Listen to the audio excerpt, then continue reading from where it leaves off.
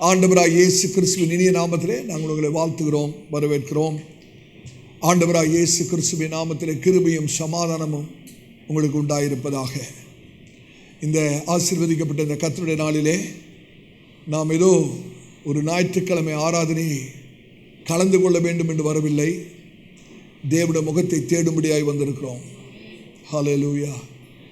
நமக்கு ஒரு தெய்வீக ஆகாரம் தேவை, அதை தேடி வந்திருக்கிறோம். இக்கட்டான நேரங்களிலே நமக்கு கர்த்தர் தருகிற மன்னா அவசியம், தெய்வீக ஆகாரம் நமக்கு அவசியம். நாம் வாழ்ந்து கொண்டிருக்கிற உலகம் நிலையற்ற உலகம். அடுத்த சில நிமிஷங்களுக்கு உங்களுடைய எண்ணங்கள் திசை திருப்பப்படாதபடி பாருங்கள். நாம் வாழ்ந்து கொண்டிருக்கிற உலகம் நிலையற்ற ஒரு உலகம். அநேக சமயங்களிலே குழப்பமான சந்தர்ப்பங்கள், சூழ்நிலைகள் வரும்போது என்ன செய்வது என்று திகைக்கிற ஒரு நேரத்தில் பரலோகம் நமக்கு நிவாரணையாய் கொடுக்கிறது என்னவென்றால் கர்த்தருடைய வார்த்தை. கர்த்தருடைய வார்த்தை. ஹல்லேலூயா. இந்த நாளிலும் நாம் தியானிக்க போகிற ஒரு முக்கியமான ஒரு காரியம் என்னவென்றால், பழைய ஏற்பாட்டிலே மிகுந்த பாடுகளுக்குள்ளாக கடந்து போன ஒரு மனுஷனுடைய அறிக்கையை இன்னைக்கு செய்தியாக நாம் தியானிக்க போகிறோம். அந்த மனுஷன் கண்டதான ஒரு உண்மை சத்தியம் என்னவென்றால், எல்லாம் வாழ்க்கையில சரிந்து விழுந்து போகும்போது கர்த்தருடைய வார்த்தை மாத்திரம் நம்மை ஆதரித்து தாங்குகிறது என்ற ஒரு கூற்றை, ஒரு சத்தியத்தை அந்த மனுஷன் தன்னுடைய வாழ்க்கையிலே கண்டுபிடிக்கிறார். வாழ்க்கையில எல்லாம் சரிந்து விழுந்து விடுகிறது. இக்கட்டான ஒரு சம்பவம், பயங்கரமான வேதனை, துக்கம், கவலை, பாரங்கள், கலக்கங்கள், அநேக பலவிதமான கேள்விகள், பதிலில்லாத கேள்விகள். இக்கட்டின் சூழ்நிலையில அந்த பக்தன் கண்டுபிடித்ததான ஒரு சத்தியம் என்னவென்றால், தன்னை சுற்றிலும் எல்லாம் சரிந்து விழுந்தாலும் கர்த்தருடைய வார்த்தை என்னை தாங்குகிறது. ஹல்லேலூயா. இந்த நாளின் செய்தியின் தலைப்பு என்னவென்றால், தவிப்பின் நாட்களுக்கான தெய்வீக ஆகாரம், divine diet for desperate days. தவிப்பின் நாட்களுக்கான தெய்வீக ஆகாரம், தெய்வீக ஆகாரம். நம்முடைய திருவுக்குள் வசனத்தை நாம் எடுத்து வாசிப்போம். யோபுவின் சரித்திரம் 23ஆம் அதிகாரம் 12வது வசனத்தை நாம் வாசிக்கலாம். யோபின் புஸ்தகம் 23ஆம் அதிகாரம் 12வது வசனம். அவர் உதடுகளின் கற்பனைகளை விட்டு நான் பின்வாங்குவதில்லை. அவர் உதடுகளின் கற்பனைகளை விட்டு நான் பின்வாங்குவதில்லை. அவருடைய வாயின் வார்த்தைகளை எனக்கு வேண்டிய ஆகாரத்தை பார்க்கிலும்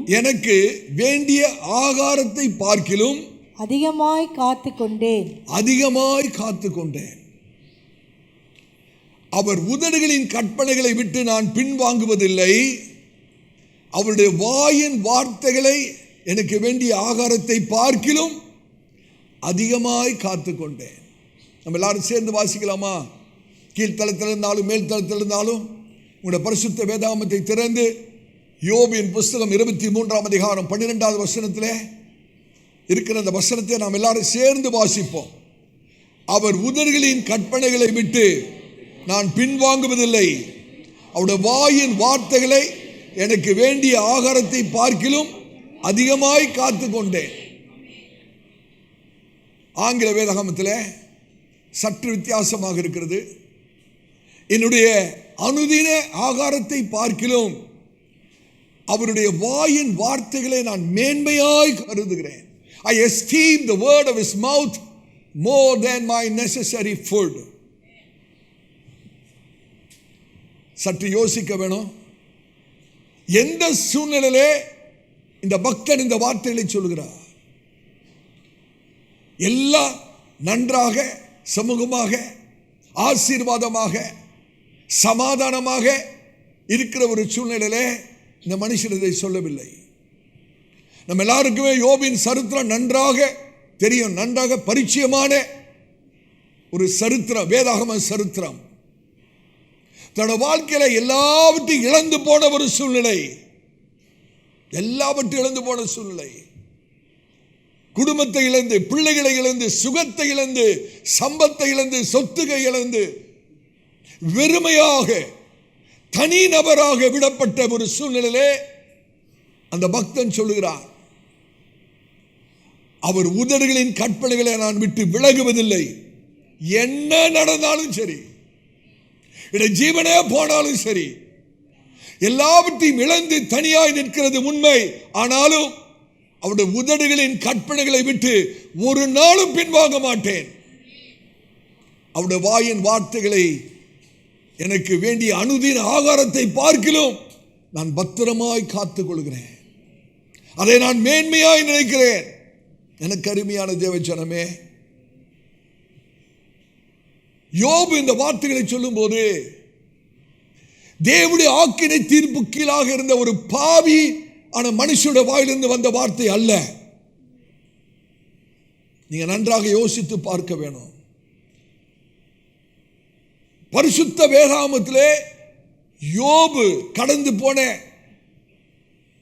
அந்த சூழ்நிலையை வேற ஒருவரும் கடந்து போகவில்லை. அப்படிப்பட்ட ஒரு இழப்பு, அப்படிப்பட்ட ஒரு நஷ்டம் முழு வேதாகமத்திலும் பயங்கரமாக பாடு வேதனை அனுபவித்த ஒரு மனுஷன் உண்டானால் அது பக்தன் யோபு தான். தேவனுடைய ஆக்கினை தீர்ப்பு கீழாக இருக்கிற ஒரு பாவியாயிருந்த மனுஷன் அல்ல, ஆனால் தேவனால் பரிசிக்கப்படுகிற ஒரு பரிசுத்தவானாக, ஒரு நீதிமானாக இந்த வார்த்தைகளை பேசுகிறார். கர்த்தரே சொல்றார், அவன் உத்தமன், அவன் நீதிமான், அவன் சன்மார்க்கன், தேவனுக்கு பயந்தவன், பொல்லாப்பை விட்டு விலகினவன். எவ்வளவு அற்புதமான சாட்சி! இந்த மனுஷன் பாவியாக தேவனுடைய ஆக்கினை தீர்ப்புக்குள்ளாக இருந்து பாடுகளை அனுபவிக்கவில்லை. ஒரு நீதிமானாக இப்படிப்பட்ட அனுபவங்களுக்குள்ளாக கடந்து போகிற ஒரு மனுஷன். யோசிச்சு பாருங்க, எல்லாவற்றையும் இழந்த நிலைமை. இந்த நிலைமையிலே யோபுடைய நண்பர்கள் வந்து யோபுவை குற்றப்படுத்துகிறார்கள், தவறாய் புரிந்து கொள்கிறார்கள். சொந்த மனைவி சொல்லுற ஒரு வார்த்தை என்ன தெரியுமா? நீ தேவனை சபித்து ஜீவனை விடு. தேவனை தூஷித்து சபித்து ஜீவனை விடு. தமிழ் வேதாகமத்திலே அப்படி மொழிபெயர்த்திருக்கிறார்கள். இங்கிலீஷ் பைபிள் அப்படிதான் மொழிபெயர்க்கப்பட்டிருக்கிறது. ஆனால் சத்தியம் என்னவென்றால், யோபுடைய மனைவி சொன்ன காரியம் என்னவென்றால், யோபுவே, இந்த சூழ்நிலையிலும் நீ தேவனை ஆராதிக்கிறீர், கர்த்தர் கொடுத்தார், கர்த்தர் எடுத்தார், அவருடைய பரிசுத்த நாமத்துக்கு மகிமை என்று சொல்கிறீர்.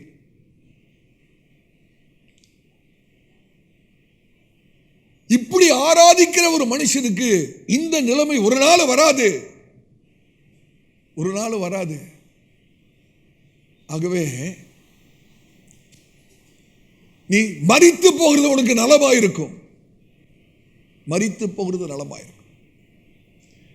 அந்த இடத்துல தூஷித்து சொல்லி தமிழ் வேதாகமத்தில் மொழிபெயர்த்திருக்கிறார்கள். ஆனால் அந்த இடத்துல எபிரேய வார்த்தை என்ன தெரியுமா போட்டிருக்கு? பராக். தேவனை ஆசீர்வதித்து ஜீவனை விட்டுருங்க, தேவனை ஆசீர்வதித்து ஜீவனை விட்டுருங்க. எபிரேய பாஷையில் மொழியில் அப்படிதான் இருக்கு. தமிழ் வேதாகமத்தில் தூஷித்துன்னு மொழிபெயர்த்திருக்கிறார்கள். ஆனால் எபிரேய வார்த்தை அந்த இடத்துல பராக் என்று எழுதப்பட்டிருக்கிறது. அப்போ யோபோட மனைவி என்ன திரும்ப சொல்றாங்க? இப்படி எல்லாத்தையும் இழந்த நிலைமையில இன்னும் நீர் ஆண்டவருக்கு உங்களோட உத்தமத்தை காத்து கொண்டு ஆண்டவரை துதித்து கொண்டிருக்கிறீர். ஆகவே நீங்க செய்யக்கூடிய ஒரு நல்ல காரியம் என்னன்னா, ஆண்டவரை துதிச்சுக்கிட்டே செத்து போயிருங்க, மரித்து போயிருங்க அப்படின்னு சொல்லும்போது யோபு மறு உத்தரவு மனைவிக்கு சொல்ற வார்த்தை என்ன தெரியுமா? என்ன சொல்ற? பைத்தியக்காரி மாதிரி பேசாத, பைத்தியக்காரி மாதிரி பேசாத. ஏன் யோபு அந்த வார்த்தைகளை பயன்படுத்த வேணும்? ஏன் யோபு அப்படி சொல்கிறார் என்றால், எந்த ஒரு மனுஷனும் தேவனை ஆராதிக்கிற ஒரு மனுஷன் இக்கட்டான சூழ்நிலையிலே, பயங்கரமான ஒரு வாழ்க்கையின் சூழ்நிலையிலே, எல்லாவற்றையும் இழந்து போன சூழ்நிலையிலே ஒரு மனுஷன் தேவனை துதிப்பானால் அவன் தேவனுடைய ஆசீர்வாதத்தை காணாமல் அந்த மனுஷன் மரிப்பதற்கு வாய்ப்பே இல்லை. அந்த நிலைமையில யோபு தன்னுடைய மனைவிக்கு ஒரு பிரசங்கத்தை பண்றாருங்க. மனைவியை பார்த்து சொல்றாரு, நீ ஆசீர்வதித்து செத்து போன சொல்றியே, நான் கர்த்தரை துதிக்கிற மனுஷன் ஆசீர்வாதத்தை பார்க்காமல் என் கண்களை மூடுவது சாத்தியமே இல்லை. நான் தேவனுடைய ஆசீர்வாதத்தை கண்டு கழித்து திருப்தி அடைந்து சம்பூர்ணமாய் ஆசீர்வதிக்கப்பட்ட நிலைமையில தான் கண்களை மூடுவேன் ஒழிய இந்த நிலைமையில கண்களை மூட கர்த்தர் விட மாட்டார். எத்தனை பேர் விசுவாசிக்கிறீங்க? நீங்க கர்த்தருடைய ஊழியக்காரனா சொல்றேன், ஒருவேளை நீங்கள் கடந்து போகிற பாதை பயங்கரமான பாதையா இருக்கலாம், மற்றவர்கள் நம்மை புரிந்து கொள்ள முடியாத ஒரு பாதையா இருக்கலாம், வேதனை நிறைந்த ஒரு பாதையா இருக்கலாம், கண்ணீரின் பள்ளத்தாக்கா இருக்கலாம். ஆனா இன்னைக்கு கர்த்தர் சொல்ற, மகனே மகளே சோர்ந்து போக வேண்டாம். இந்த சூழ்நிலையில யோபை போல ஆண்டவரை துதிங்க, ஆண்டவர் இடத்துல உங்களுடைய உத்தமத்தை காத்துக்கொள்ளுங்க, கர்த்தருடைய வார்த்தையை உறுதியாய் பற்றிக் கொள்ளுங்க, கர்த்தருடைய வார்த்தையை உறுதியாய் பற்றிக் கொள்ளுங்க. என்ன அதிகமா தொட்ட ஒரு காரியம் என்ன தெரியுமா? யோபோட வாழ்க்கையில எல்லாத்தையும் இழந்த மனுஷன், பிசாசு, சத்துருவாகிய பிசாசு எல்லாத்தையும் எடுத்துட்டான். கர்த்தர் அனுமதி கொடுத்துட்டாரு. பிள்ளைகளை எடுத்துட்டான், ஆஸ்தி எடுத்துட்டான், சுகத்தை எடுத்துட்டான், எல்லாம் இழந்து போன நிலைமை. ஆனா அந்த சத்துருவால, பிசாசால யோபிடத்திலிருந்து ஒரு காரியத்தை மாத்திரம் எடுக்க முடியவே இல்லை. அது என்ன தெரியுமா? அவரோட வார்த்தை, அவரோட வார்த்தை. இதுதாங்க ஒரு கர்த்தருடைய பிள்ளையோட அனுபவம். சத்துருவாகிய பிசாசு நம்மளோட வாழ்க்கையில எதை வேணாலும் எடுக்கலாம். ஆனா கர்த்தர் நமக்கு கொடுத்திருக்கிற வார்த்தை இருக்கிறதே, ஜீவ வார்த்தை இருக்கிறதே, நித்திய வார்த்தை இருக்கிறதே, ஒரு நாளும் சத்துரு அதை நம்ம விட்டு எடுக்கவே முடியாது. கர்த்தருடைய பரிசுத்த நாமத்துக்கு மகிமை உண்டாவதாக. ஹல்லேலூயா. இந்த 23ஆம் அதிகாரத்திலே, யோபு 23ஆம் அதிகாரத்திலே, இந்த மனுஷன், இந்த பக்தன் தேவன் மேல் அவ்வளவு வாஞ்சை உள்ளவராக இருக்கிறார். அவருடைய வார்த்தையின் மேல் அவ்வளவு தாகம், வார்த்தையின் மேல் அவ்வளவு பசி தாகம் உள்ளவராக இருக்கிறார். அநேக பதில் இல்லாத கேள்விகள். அந்த சூழ்நிலை அந்த பக்தன் சொல்லுகிறான், கர்த்தருடைய வார்த்தை, அவருடைய வாயிலிருந்து புறப்படுகிற வார்த்தையை என்னுடைய அனுதின ஆகாரத்தை பார்க்கிலும் மேன்மையாக கருதி அதை நான் பத்திரமாய் காத்துக் கொள்கிறேன். In famine of understanding, he found feast in revelation. சூழ்நிலை புரியவில்லை. நல்லா யோசிச்சு பாருங்க. இன்றைக்கு யோபோட சூழ்நிலை நமக்கு நல்லாவே தெரியும். என்ன நடந்துச்சு, ஏன் பிரச்சனைக்கு காரணம், எல்லாமே சரித்திரம் நமக்கு தெரியும். ஆனா அன்றைக்கு யோபுக்கு ஒண்ணுமே தெரியாது, ஒண்ணுமே தெரியாது. அப்படிப்பட்ட ஒரு சூழ்நிலையில, அந்த தவிப்பின் நாட்களிலே யோபு பற்றி பிடித்துக் கொண்டது ஒரே ஒரு காரியம்தான், கர்த்தருடைய வார்த்தை, கர்த்தருடைய வார்த்தை. அவருடைய வாயின் வார்த்தைகளை எனக்கு வேண்டிய ஆகாரத்தை பார்க்கிலும் அதிகமாய். இதை தான் ஆண்டவர் சொன்னார், மனுஷன் அப்பத்தினால் மாத்திரம் அல்ல, என் வாயிலிருந்து புறப்படுகிற ஒவ்வொரு வார்த்தையினாலும் பிழைப்பான். சபையாரே, அந்த தவிப்பின் நாட்களிலே மற்ற எல்லாவற்றை பார்க்கிலும் யோபு கர்த்தருடைய வார்த்தையை கனப்படுத்தினபடினாலே, கர்த்தருடைய வார்த்தையை மேன்மையாய் நினைத்தபடினாலே விளைவு என்ன தெரியுமா? 42ஆம் அதிகாரத்தில், யோபு 42ஆம் அதிகாரம் 12வது வசனத்தில், யோபுடைய முன்னின நிலைமையை பார்க்கிறோம், யோபுடைய பின்னின நிலைமையை கர்த்தர் ஆசீர்வதித்தார். அந்த வசனத்தை வாசிங்க. யோபு 42:12 வாசிங்க. கர்த்தர் யோபின் முன்னிலைமையை பார்க்கிலும், கர்த்தர் யோபின் முன்னிலைமையை பார்க்கிலும் அவர் பின் நிலைமையை ஆசீர்வதித்தார். அவர் பின் நிலைமை ஆசீர்வதித்தார். இதுக்கு ரகசியம் என்ன தெரியுமா? யோபு 23:12 தான். இதுக்கு ரகசியம் எங்க இருக்கிறது? இதற்கான திறவுகோள், இரட்டிப்பான ஆசீர்வாதத்தின் திறவுகோள் எங்க இருக்கிறது என்றால் யோபு 23:12 தான் இருக்கிறது. தவிப்பின் நாட்களிலே கர்த்தருடைய வார்த்தையை ஆதாரமாக, கர்த்தருடைய வார்த்தையை மேன்மையாய் நினைத்ததுக்கு தான் காரணம். கர்த்தருடைய பரிசுத்த நாமத்துக்கு ஸ்தோத்திரம். தவிப்பின் நாட்களுக்கான தெய்வீக ஆகாரம். ஒரு 3 குறிப்பை நான் உங்களிடத்திலே சொல்லும்படியாக கர்த்தரால் ஏவப்படுகிறேன். ஆவியானவர் நம்மோடு கூட பேசுவார். முதலாவது, உன்னதமான முன்னுரிமை, சுப்ரீம் பிரையாரிட்டி, உன்னதமான முன்னுரிமை. இரண்டாவது, புனிதமான தாழ்மை, sacred humility, sacred humility. மூன்றாவது, இயற்கைக்கு அப்பாற்பட்ட சாத்தியம், சூப்பர் நேச்சுரல் பாசிபிலிட்டி. முதலாவது என்னது? உன்னதமான முன்னுரிமை, சுப்ரீம் பிரையாரிட்டி. இரண்டாவது, புனிதமான தாழ்மை, sacred humility. மூன்றாவது, இயற்கைக்கு அப்பாற்பட்ட சாத்தியம், சூப்பர் நேச்சுரல் பாசிபிலிட்டி. பரிசுத்த ஆவியானவர் உங்களோடு பேச இடம் கொடுங்க. முதலாவது, உன்னதமான முன்னுரிமை. நீங்க கவனிக்கணும். கர்த்தருடைய வார்த்தையை கவனமாக கேட்க வேண்டும். ஆவியானவர் உங்களோடு தனிப்பட்ட ரீதியிலே பேச விரும்புகிறார். உன்னதமான முன்னுரிமைன்னு சொல்லும் போது தன்னோட உலகத்திலே, தன்னோட வாழ்க்கையிலே தேவையான மற்ற எல்லாவற்றை காட்டிலும் யோபு மேன்மையாய் நினைத்தது என்னன்னு கேட்டீங்கன்னா கர்த்தருடைய வார்த்தையை தான். அனுதின ஆகாரத்தை பார்க்கிறோம். யோபுக்கு கர்த்தர் எவ்வளோ சொத்துக்களை கொடுத்திருந்தார், செல்வாக்க கொடுத்திருந்தார். அவன் ஒரு ஐஸ்வர்யவான். அவ்வளவு ஐஸ்வர்யம், சொத்து, சுகம்லாம் இருந்தாலும் யோபு தன்னுடைய வாழ்க்கையில மேன்மையாய் கருதின ஒரு காரியம் உண்டானால் அது தேவனுடைய வார்த்தை தான். இன்னைக்கு தாழ்மையாய் சொல்கிறேன், கர்த்தர் நம்மளை எவ்வளவுதான் ஆசீர்வதித்தாலும், என்னதான் வசதிகளை கொடுத்தாலும், ஒரு கர்த்தருடைய பிள்ளை, உண்மையான ஒரு கர்த்தருடைய பிள்ளை கர்த்தருடைய வார்த்தையை தான் மேன்மையாய் நினைக்கணும். அதே சமயத்தில் நம்மை விட்டு எல்லாம் பிரிந்து போனாலும், எல்லாவற்றையும் இழந்த நிலைமையிலும் கர்த்தருடைய வார்த்தையை தான் மேன்மையா நினைக்க வேண்டும். ஹல்லேலூயா. அந்த வசனத்தில் யோபு சொல்றாரு பாருங்க, கர்த்தருடைய வார்த்தை, அவருடைய வாயின் வார்த்தைகளை எனக்கு வேண்டிய ஆகாரத்தை பார்க்கிலும் அதிகமாய் காத்துக்கொண்டேன், மேன்மையாய் நினைக்கிறேன். இங்கிலீஷ் பைபிளில் எஸ்டீம்டுன்னு போட்டிருக்கிறது. அதோட அர்த்தம், கிரேக்க மொழியிலே அதோட அர்த்தம் என்னவென்றால் விலையேற பெற்றதாக, பொக்கிஷமாக, என்னுடைய வாழ்வின் ஆதாரமாக. சபையாரே, யோபு வெறும் வார்த்தையை வாசிக்கிறவர் அல்ல, வார்த்தையை மேன்மைப்படுத்துகிறவர், வார்த்தையை கனப்படுத்துகிறவர். கர்த்தருடைய பரிசுத்த நாமத்துக்கு நான் தாழ்மையாக சொல்கிறேன்.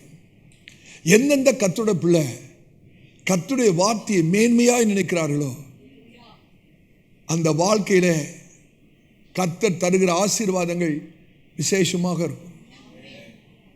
ஹல்லேலூயா. சங்கீதக்காரன் சொல்றார்ல,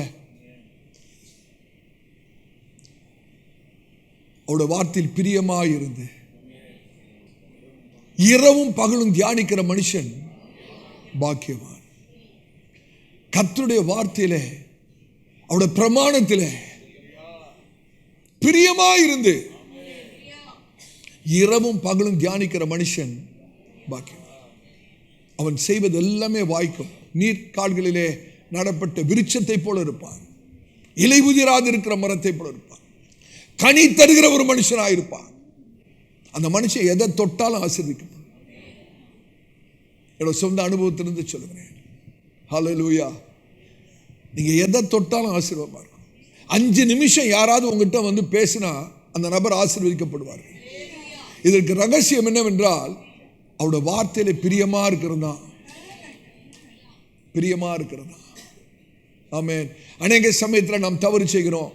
கர்த்தர் கொடுக்கிற ஆசீர்வாதத்தில் பிரியத்தை வச்சிடுறோம்.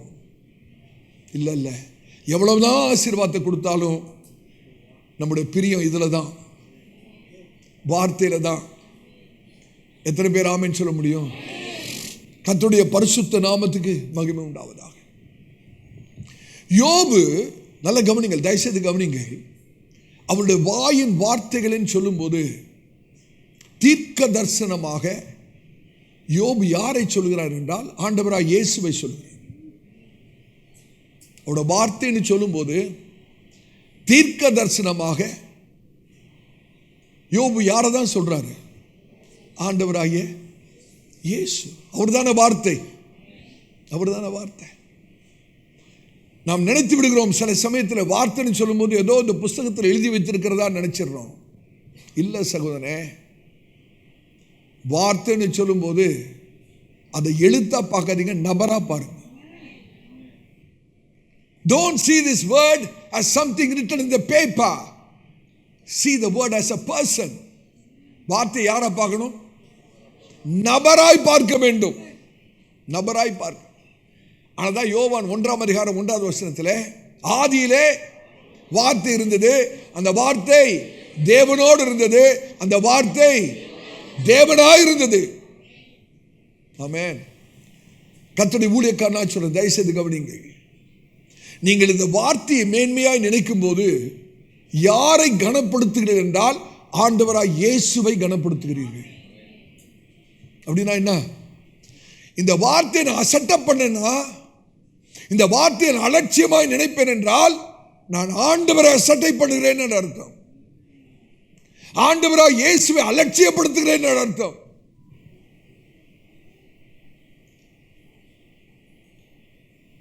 எத்தனை பேர் தீர்மானம் எடுக்க முடியும்? ஆண்டவரே, இதை நான் கனமாய் நினைப்பேன், எனக்கு கிடைத்த ஒரு பாக்கியமாய் நினைக்கிறேன், ஒரு பொக்கிஷமா நான் நினைக்கிறேன். ஹல்லேலூயா. கர்த்தருடைய பரிசுத்த நாமத்துக்கு மகிமை உண்டாவதாக. நீங்கள் வார்த்தையை கனம் பண்ணும்போது ஆண்டவராய் இயேசுவை கனப்படுத்துகிறீர்கள். யோவான் 1:14 அந்த வார்த்தை மாமிசமாகி கிருபையினாலும் சத்தியங்களாலும் நிறைந்தவராய் நமக்குள்ளே வாசம் பண்ணினார். அந்த வார்த்தை மாமிசமாகி கிருபையினாலும் சத்தியத்தால் நிறைந்தவராக நமக்குள்ளே வாசம். கவனிக்கிறீங்களா? அந்த வார்த்தையானவர் மாமிசமானார். அந்த வார்த்தை மாமிசமாகி, சகோதரே சகோதரியே, வார்த்தையாயிருந்த ஆண்டவர் ஆதிகாமத்திலே உலக சிருஷ்டிப்பிலே வார்த்தையாயிருந்த ஆண்டவர் மாமிசத்திலே மாமிசமாய் மாறினதுக்கு காரணம் என்ன தெரியுமா? இந்த மாமிசம் வார்த்தையாய் மாறும்படியாக. அதுதாங்க வார்த்தையோட நோக்கமே. அநேக சமயத்திலே வார்த்தையோட நோக்கத்தை நாம் விட்டுவிடுகிறோம். கர்த்தர் இந்த வார்த்தை நமக்கு எதுக்கு கொடுக்கிறார்? வாரந்தோறும் நம்மோடு கூட ஏன் வார்த்தையை பேசுகிறார்? ஏன் இந்த பரிசுத்த வேதாகமத்தை நம்முடைய கரத்தில் கொடுத்திருக்கிறார்? வார்த்தையோட நோக்கம் என்ன? வார்த்தை மாமிசமாகி. ஏன் வார்த்தை மாமிசமானது? இந்த மாமிசம் வார்த்தையாய் மாறும்படியாக. இந்த மாமிசம் வார்த்தையா மாறும். ஒருவேளை கேட்கலாம், பாஸ்டர் எப்படி இந்த மாமிசம் வார்த்தையா மாறும்? நான் சொல்லட்டா? உதாரணத்துக்காக சொல்றேன். இந்த ஒரு பொருள் இருக்கிறது, இது எனக்குரியது அல்ல, இன்னொருத்தருடையது. ஆனா பார்க்க ரொம்ப நேர்த்தியாக இருக்கிறது. என்னுடைய இருதயம் சொல்லுது, நல்லா இருக்க, நீ எடுத்துக்கோ. ஆனா என்னுடையது அல்ல, இது இன்னொருத்தருக்கு சொந்தமானது. அதனுடைய இருதயம் சொல்லுது, இது ரொம்ப நல்லா இருக்கு, நீ இதை எடுத்துக்கோ. அப்ப என் கை போதுங்க, இதை எடுக்கிறதுக்கு என் கை போது. கை போகும்போது எனக்குள்ள இருக்கிற வார்த்தை சொல்லுது, களவு செய்யாதிருப்பாயாக,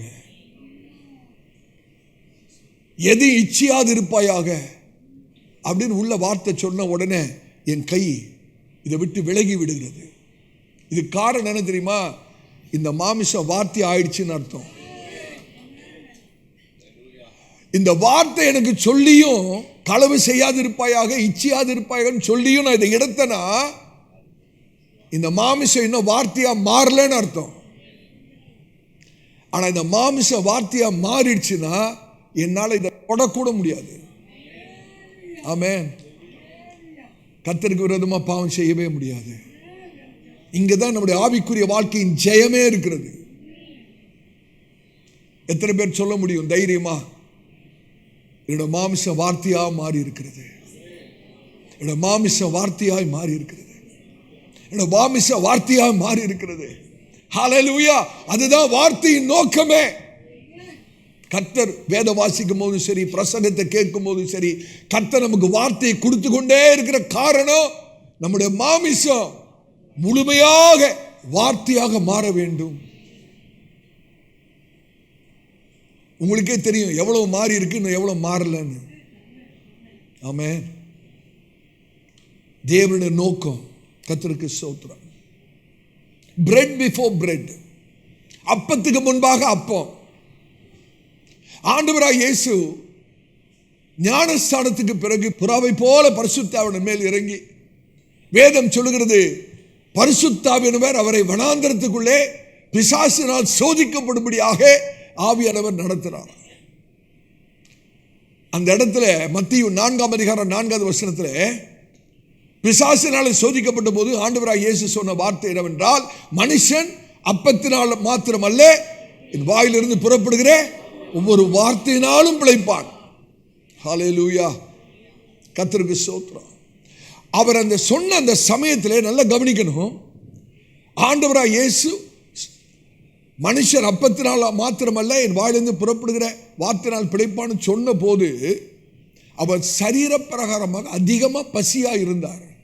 எந்த சூழ்நிலை அவர் சொல்லுகிறார் அந்த வார்த்தையை? அவர் இந்த வார்த்தைகளை சொல்லும் போது சரீர பிரகாரமாக அவர் பசியாக இருந்தார். 40 நாள் உபவாசத்துக்கு பிறகு பிசாசு சோதிக்கிறான். பிசாசு என்ன பண்றான் தெரியுமா? ஒரு செத்து போன அப்பத்தை அவருக்கு முன்பாக வைத்து, யாருக்கு முன்பாக? ஜீவ அப்பத்துக்கு முன்பாக. இந்த கல்லை அப்பமாக மாற்றி புசியும் என்று சொல்லு. ஒரு செத்து போன அப்பத்தை ஜீவ அப்பத்துக்கு முன்னால வைக்கிறான். அந்த சூழ்நிலை ஆண்டவர் சொன்ன வார்த்தை தான் இது.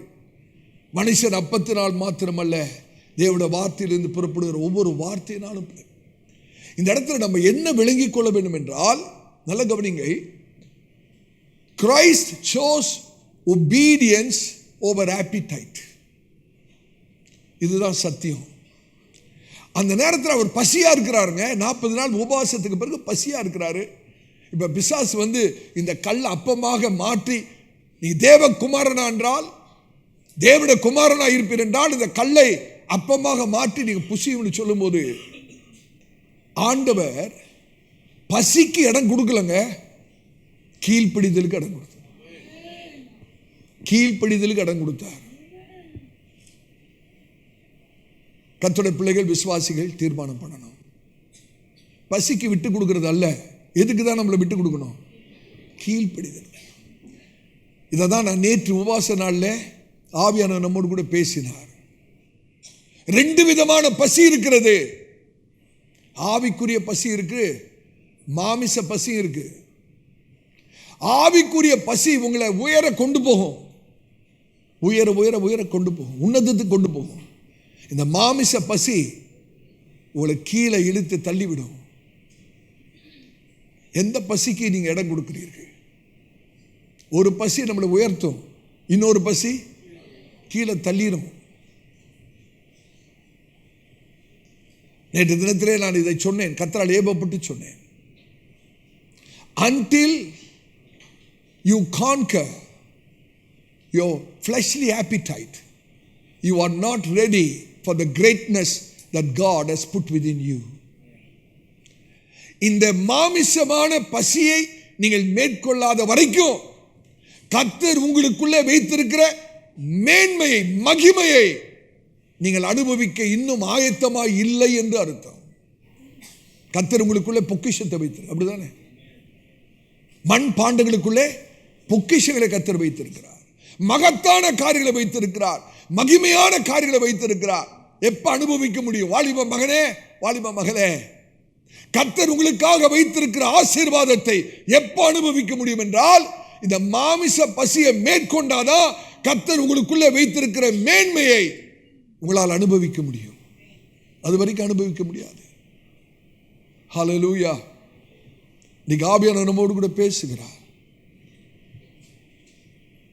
தவிப்பின் நாட்களுக்காக ஒரு ஆகாரத்தை கர்த்தர் வைத்திருக்கிறார். இந்த தவிப்பின் நாட்கள் என்று சொல்லும் போது, தவிப்பின் நாட்களிலே நாம் எதற்கு முன்னுரிமை கொடுக்கிறோம்?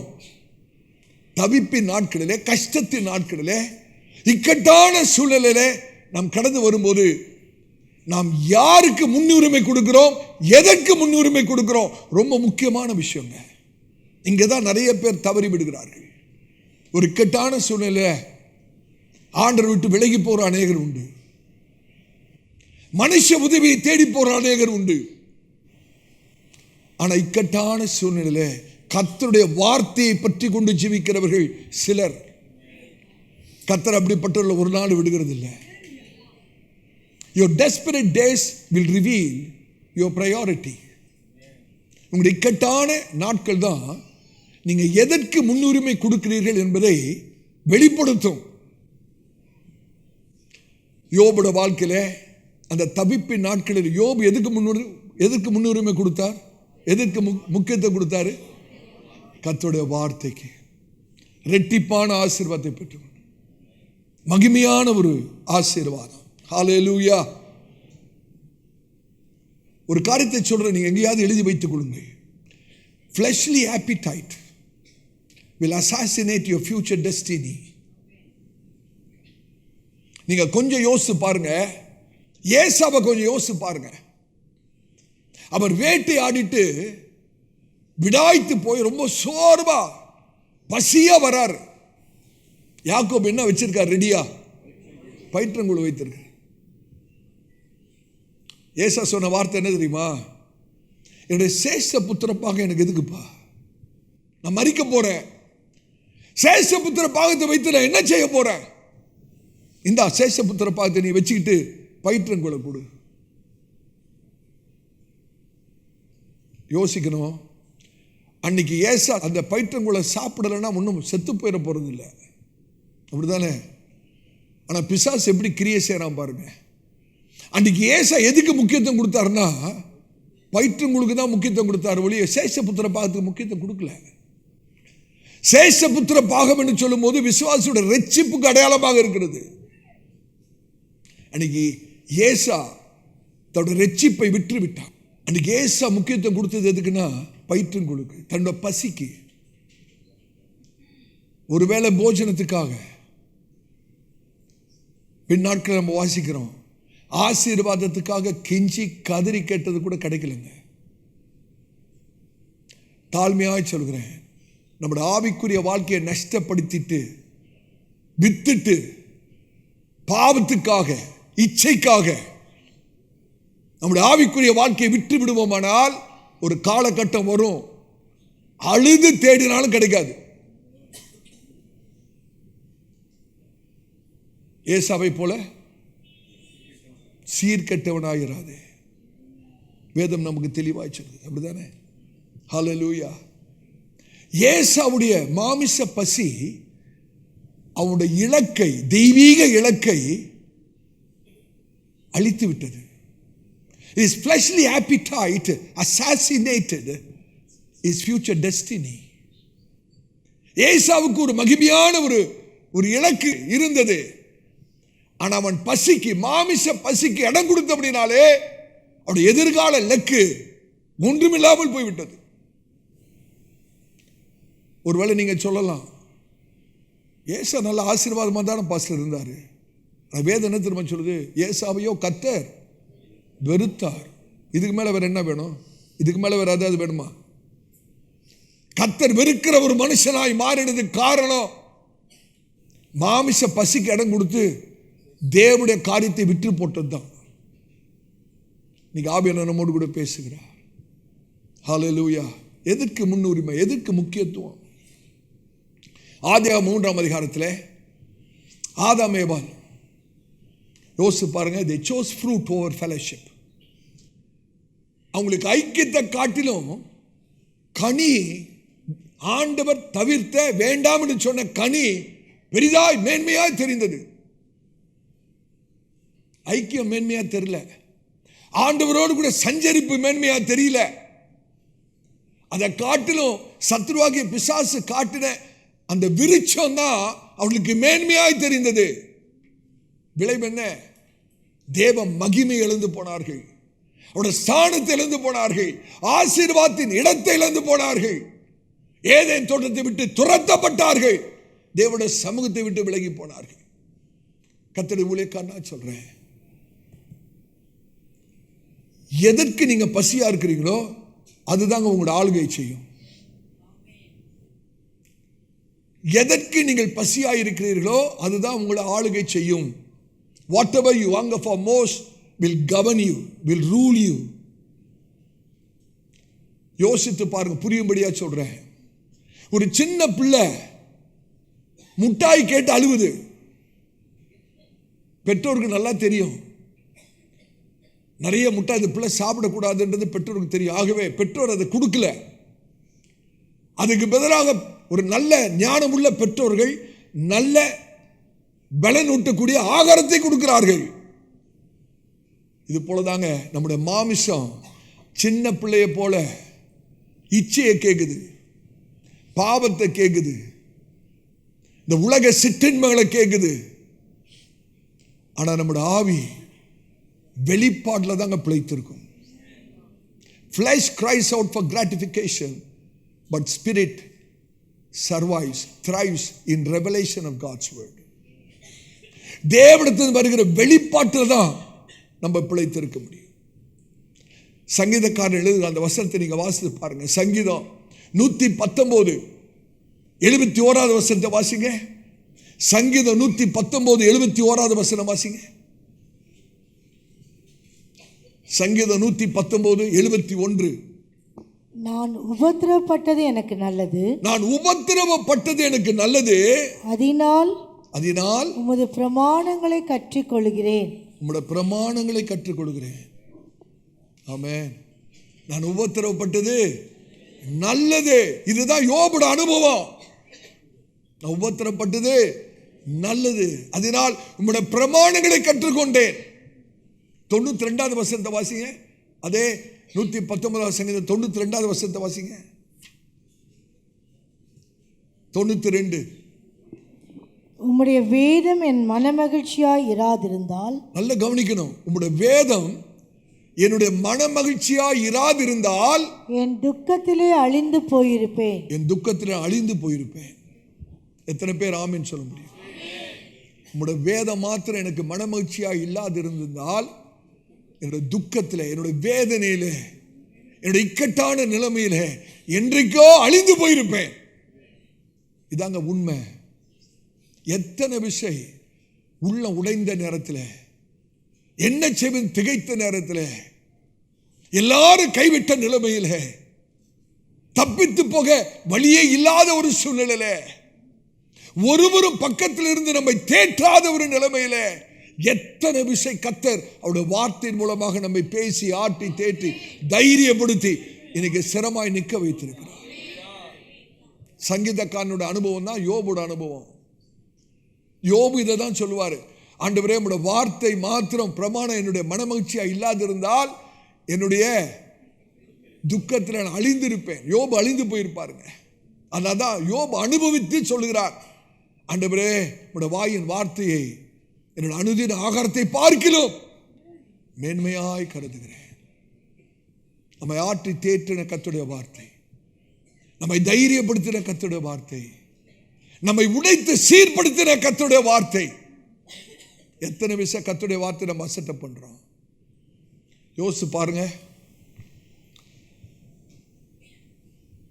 சாப்பிடாத நாள் ஒன்று கூட இருக்காது, ஒரு நாள் கூட இருக்காது. வேதத்தை வாசிக்காத நாள் எவ்வளோ கணக்குப்பட்டு பாருங்க. கணக்கு போட்டு பார்த்தீங்கன்னா உங்களுக்கே தெரியும். சாப்பிடாத நாள் ஒண்ணுமே இருந்திருக்காது. ஒரு வேளைக்கு 3 வேளை இல்லை, ஒரு நாளைக்கு 3 வேளை இல்லை, 5 வேளை சாப்பிட்ற ஆளும் உண்டு. ஆனால் வேதனை வரும்போது அநேக விசுவாசிகள் ஞாயிற்றுக்கிழமை தான் வேதத்தை தொடர்றது. பிரதர் சிஸ்டர், நான் சொல்றேன், ஒருவேளை கர்த்தர் இது வரைக்கும் உங்களை ஆசீர்வதித்திருக்கலாம், ஆனால் இனிமேலும் அந்த ஆசீர்வாதம் தொடராது. வேதத்தை மறந்தால் உன் பிள்ளையை மறப்பேன். நீ வேதத்தை மறந்தினா உன் பிள்ளையை மறப்பேன். கர்த்தர் யார்கிட்ட பேசுறான்னு தெரியல. ஒருவேளை கிருபையாய் கர்த்தர் உங்களை ஆசீர்வதித்திருக்கலாம், ஆனால் இன்னைக்கு சத்தியத்தை நீங்க கேட்குறீங்க. சத்தியத்தை கேட்டுட்டும் கர்த்தருடைய வார்த்தையை அலட்சியப்படுத்தினால் நம்ம ஆசீர்வாதத்தை இழந்து விடுவோம். ஆசீர்வாதத்தை இழந்து விடுவோம். யூதருடைய நம்பிக்கை என்ன தெரியுமா? ஆண்டவராக இயேசுவை விசுவாசிக்கிற யூதர்கள் அவங்க சொல்ற ஒரு காரியம், நான் இரவும் பகலும் கர்த்தருடைய வார்த்தையில் நான் உட்கார்ந்தேன்னா எனக்கு ஒரு குறைவு இல்லாமல் என்னுடைய மேஜைக்கு சாப்பாடு வரும்னு சொல்லி யூதர்கள் தைரியமாக சொல்றாங்க. கர்த்தருடைய வார்த்தையில் நான் இரவும் பகலும் நான் உட்கார்றேன். கர்த்தருடைய தேவையை சந்திக்கிறார். 3 வேளை நல்ல ஆகாரத்தை கொடுக்குறாரு. ஒரு குறைவு இல்லாமல் இருக்கிறேன்னு சொல்லக்கூடிய அநேக பரிசுத்த யூதர்கள் உண்டு இஸ்ரவேல் தேசத்தில். நான் சொல்றேன், இது உண்மை, இது உண்மைன்னு சொல்றேன். ஆமென். நான் எந்த உலக வேலையும் செய்யல, ரிசைன் பண்ணிட்டேன். 92 என்னுடைய சென்ட்ரல் கவர்மெண்ட் வேலையை நான் ரிசைன் பண்ணிட்டேன். என்னுடைய டைரக்டர் ஜெனரல் கேட்டார், எப்போ அந்த கிளாஸ் 1 கெசட் ஆஃபீஸர் போஸ்டில் ரிசைன் பண்ணிட்டு போறேன், உனக்கு யார் சாப்பாடு கொடுப்பான்னு கேட்டார். ரிசைன் பண்ணி இன்னைக்கு எத்தனை வருஷம் ஆகுறது? 33 வருஷத்துக்கு மேலே ஆகுறது. கர்த்தர் எனக்கு சாப்பாடு குறைவாக வைக்கலைங்க. சாப்பாடில் எந்த குறைவும் என்னை வைக்கல. கர்த்தர் என்னை சம்பூர்ணமாக ஆசீர்வதித்திருக்கிறார். ஆமென். என்னை நெருக்கமாக பழகினவங்களுக்கு தெரியும், எப்போ வந்தாலும் இது வேதத்தோட தான். ஆமென். வேதத்தோட தான், வேதத்தோட தான். இன்னைக்கு இதனால தான் நான் பிழைத்திருக்கிறேன், இதனால தான் நான் ஆசீர்வதிக்கப்பட்டிருக்கிறேன். ஹல்லேலூயா. கர்த்தருடைய பரிசுத்த நாமத்துக்கு மகிமை உண்டாகட்டும். கர்த்தருடைய நாம் மகிமைக்காய் சொல்கிறேன். கர்த்தருடைய உள்ளத்தை அறிவார். தாழ்மையோடு சொல்றேன். எத்தனையோ இரவு ராத்திரி முழு ராத்திரியும் முழங்கால் படிட்டு கர்த்தருடைய வார்த்தையை நான் வாசித்திருக்கிறேன். 10 மணிக்கு ஆரம்பிச்சேன்னா 5 மணிக்கு தான் முடிப்பேன். முழங்காலில் நின்று முழு ராத்திரியும் கர்த்தருடைய வார்த்தையை நான் வாசித்திருக்கிறேன். ஏன் சொல்கிறேன் என்றால், நீங்களும் ஆசீர்வதிக்கப்பட வேண்டும் என்று. கர்த்தருடைய வேதத்தில் மாத்திரம் பிரியமா இருக்கிற மனுஷனை கர்த்தர் ஒருபோதும் விடுகிறது. அவருடைய வார்த்தைக்கு பயந்து நடுங்கிற மனுஷனையே கர்த்தர் நோக்கி பார்க்கிறாராம். அவருடைய வார்த்தைக்கு பயந்து நடுங்கிற மனுஷனையே கர்த்தர் நோக்கி பார்க்க. அப்படின்னா என்ன அர்த்தம்? அவருடைய வார்த்தைக்கு பயந்து நடுங்காத மனுஷனை எட்டி கூட பார்க்க மாட்டார்னு அர்த்தம். கர்த்தர் பார்க்கலன்னா என்னங்க ஆகும்? கர்த்தருடைய கண்கள் நம் பக்கமா திரும்பல அப்படின்னா என்ன ஆகும் நமக்கு? ஆனா கர்த்தருடைய கண்கள் நம்மை நோக்கி பார்க்கணும்னா கர்த்தருடைய வார்த்தைக்கு பயந்து நடுங்கணும். ஹல்லேலூயா. கர்த்தருடைய பரிசுத்த நாமத்துக்கு மகிமை உண்டாவதாக. ஆமென். ஆவியானவர் நம்மோடு கூட பேசுகிறார். ஆவியானவர் நம்மோடு கூட பேசு. 2வது குறிப்பு, புனிதமான தாழ்மை. புனிதமான தாழ்மை. தாழ்மைன்னு அந்த இடத்துல சொல்லும்போது உபவாசத்தை குறித்து சொல்கிறேன். நம்முடைய சபையில் 21 நாள் உபவாசம் நாட்கள் போய்கொண்டிருக்கிறது. ஆகவே சில வார்த்தைகள் உபவாசத்தை குறித்து நான் பேசும்படியாக கர்த்தர் அழைக்கப்படுகிறேன். Fasting that focuses the heart. நம்முடைய இருதயத்தை தேவனுக்கு நேராக ஒருமுகப்படுத்துகிறது தான் உபவாசம். ஆமென். அன்றைக்கு யோபு 23ஆம் அதிகாரம் 12வது வசனத்தில் கர்த்தருடைய வாயிலிருந்து வருகிற வார்த்தையையே நான் மேன்மையாக எண்ணுகிறேன் என்று சொல்லும்போது, அவருடைய வாயின் வார்த்தைகளை எனக்கு வேண்டிய ஆகாரத்தை பார்க்கிலும் அதிகமாய் காத்துக்கொள்ள சொல்லும்போது யோபு உபவாசத்தை குறித்து சொல்கிறார். எனக்கு அனுதின ஆகாரம் வேண்டாம் என்று சொல்லி ஒதுக்கி வைத்து விட்டு கர்த்தருடைய வார்த்தையே ஆகாரமாக நினைத்த ஒரு மனுஷன் தான் யோபு. இது யோபுடைய உபவாசத்துக்கு அடையாளமாக இருக்கிறது. Hallelujah. This indicates the posture of fasting. ஒரு கான்ஷியஸ் டெசிஷன், அறிந்தே தெரிந்தே யோபு எடுக்கிற ஒரு தீர்மானம். என்னது தெரியுமா? என்னோட பசியை பார்க்கலும் என் தேவன் எனக்கு வேணும். என்னோட பசி முக்கியம் அல்ல, எனக்கு வேண்டியது கர்த்தர். ஆனால் துக்கத்தோடு சொல்றேன், சில பேருடைய வயிறே அவருடைய தேவனா இருக்கிறாங்க. சொல்றார பவுல், சில பேருடைய தேவனே அவருடைய வயிறு தான். இல்ல இல்ல, என்னுடைய தேவன் வயிறு அல்ல. ஹல்லேலூயா. அருமையான சபையாரே, என்னோட பசியை பார்க்கிறோம், என்ன மற்ற எல்லா காரியங்களையும் பார்க்கிறோம், என் தேவன் எனக்கு வேணும். உபவாசம் என்றால் என்ன? உபவாசம் என்றால் என்ன? உபவாசம் பண்ணும்போது என்னை தாழ்த்துகிறேன், என்னை வெறுமையாக்குகிறேன். அதை புனிதமான தாழ்மை, உபவாசத்தை புனிதமான தாழ்மைன்னு சொல்லுகிறேன். பக்தன் தாவீது என்ன சொல்ற தெரியுமா? சங்கீதம் 35:13, 35ஆம் அதிகாரம் 13வது வசனத்தில், நான் உபவாசத்தால் என் ஆத்துமாவை தாழ்த்தினேன். உபவாசத்தால், சங்கீதம் 35:13, நான் உபவாசத்தால் என் ஆத்துமாவை தாழ்த்தினேன். அப்படிதான் பரிசுத்த வேதாகமம், எபிரேய வேதாகமத்தில் இருக்கிறது. நல்ல கவனிங்கள். உபவாசம் என்று சொல்லும்போது தேவனை மாற்றுவதற்கு அல்ல, உபவாசம் என்னை மாற்றுவதற்கு. Fasting does not change God. Fasting changes you and me. சில பேர் உபவாசம் எடுக்கிறது எதுக்கு தெரியுமா? தேவனையே மாற்றுறதுக்கு, தேவனுடைய தீர்மானத்தை மாற்றுறதுக்கு, தேவனுடைய திட்டத்தை மாற்றுறதுக்கு. நல்லா யோசிச்சு பாருங்க. தாவீது ஒரு நல்ல பாடத்தை நீ கற்றுக்கொண்டாருங்க. தாவீது தேவனுக்கு விரோதமா பாவம் செய்தார், அப்படித்தானே? நாத்தான் தீர்க்கதரிசி வந்து உணர்த்துகிறார். தாவீது உண்மையாக தப்பிதங்களையும் பாவங்களையும் ஒத்துக்கொண்டு தேவனிடத்தில் அறிக்கை செய்ய. அப்ப நாத்தான் தீர்க்கதரிசி சொல்றாரு, நல்ல கவனிங்க, தாவீதே, நீ உண்மையாக மனம் திரும்பினபடினாலே நீ சாவதில்லை, ஆனால் பாவத்தின் மூலமாக வந்த உன்னோட பிள்ளை செத்து போகும். இந்த வார்த்தையை தாவீது கேட்டுட்டு தாவீது என்ன பண்ணா தெரியுமா?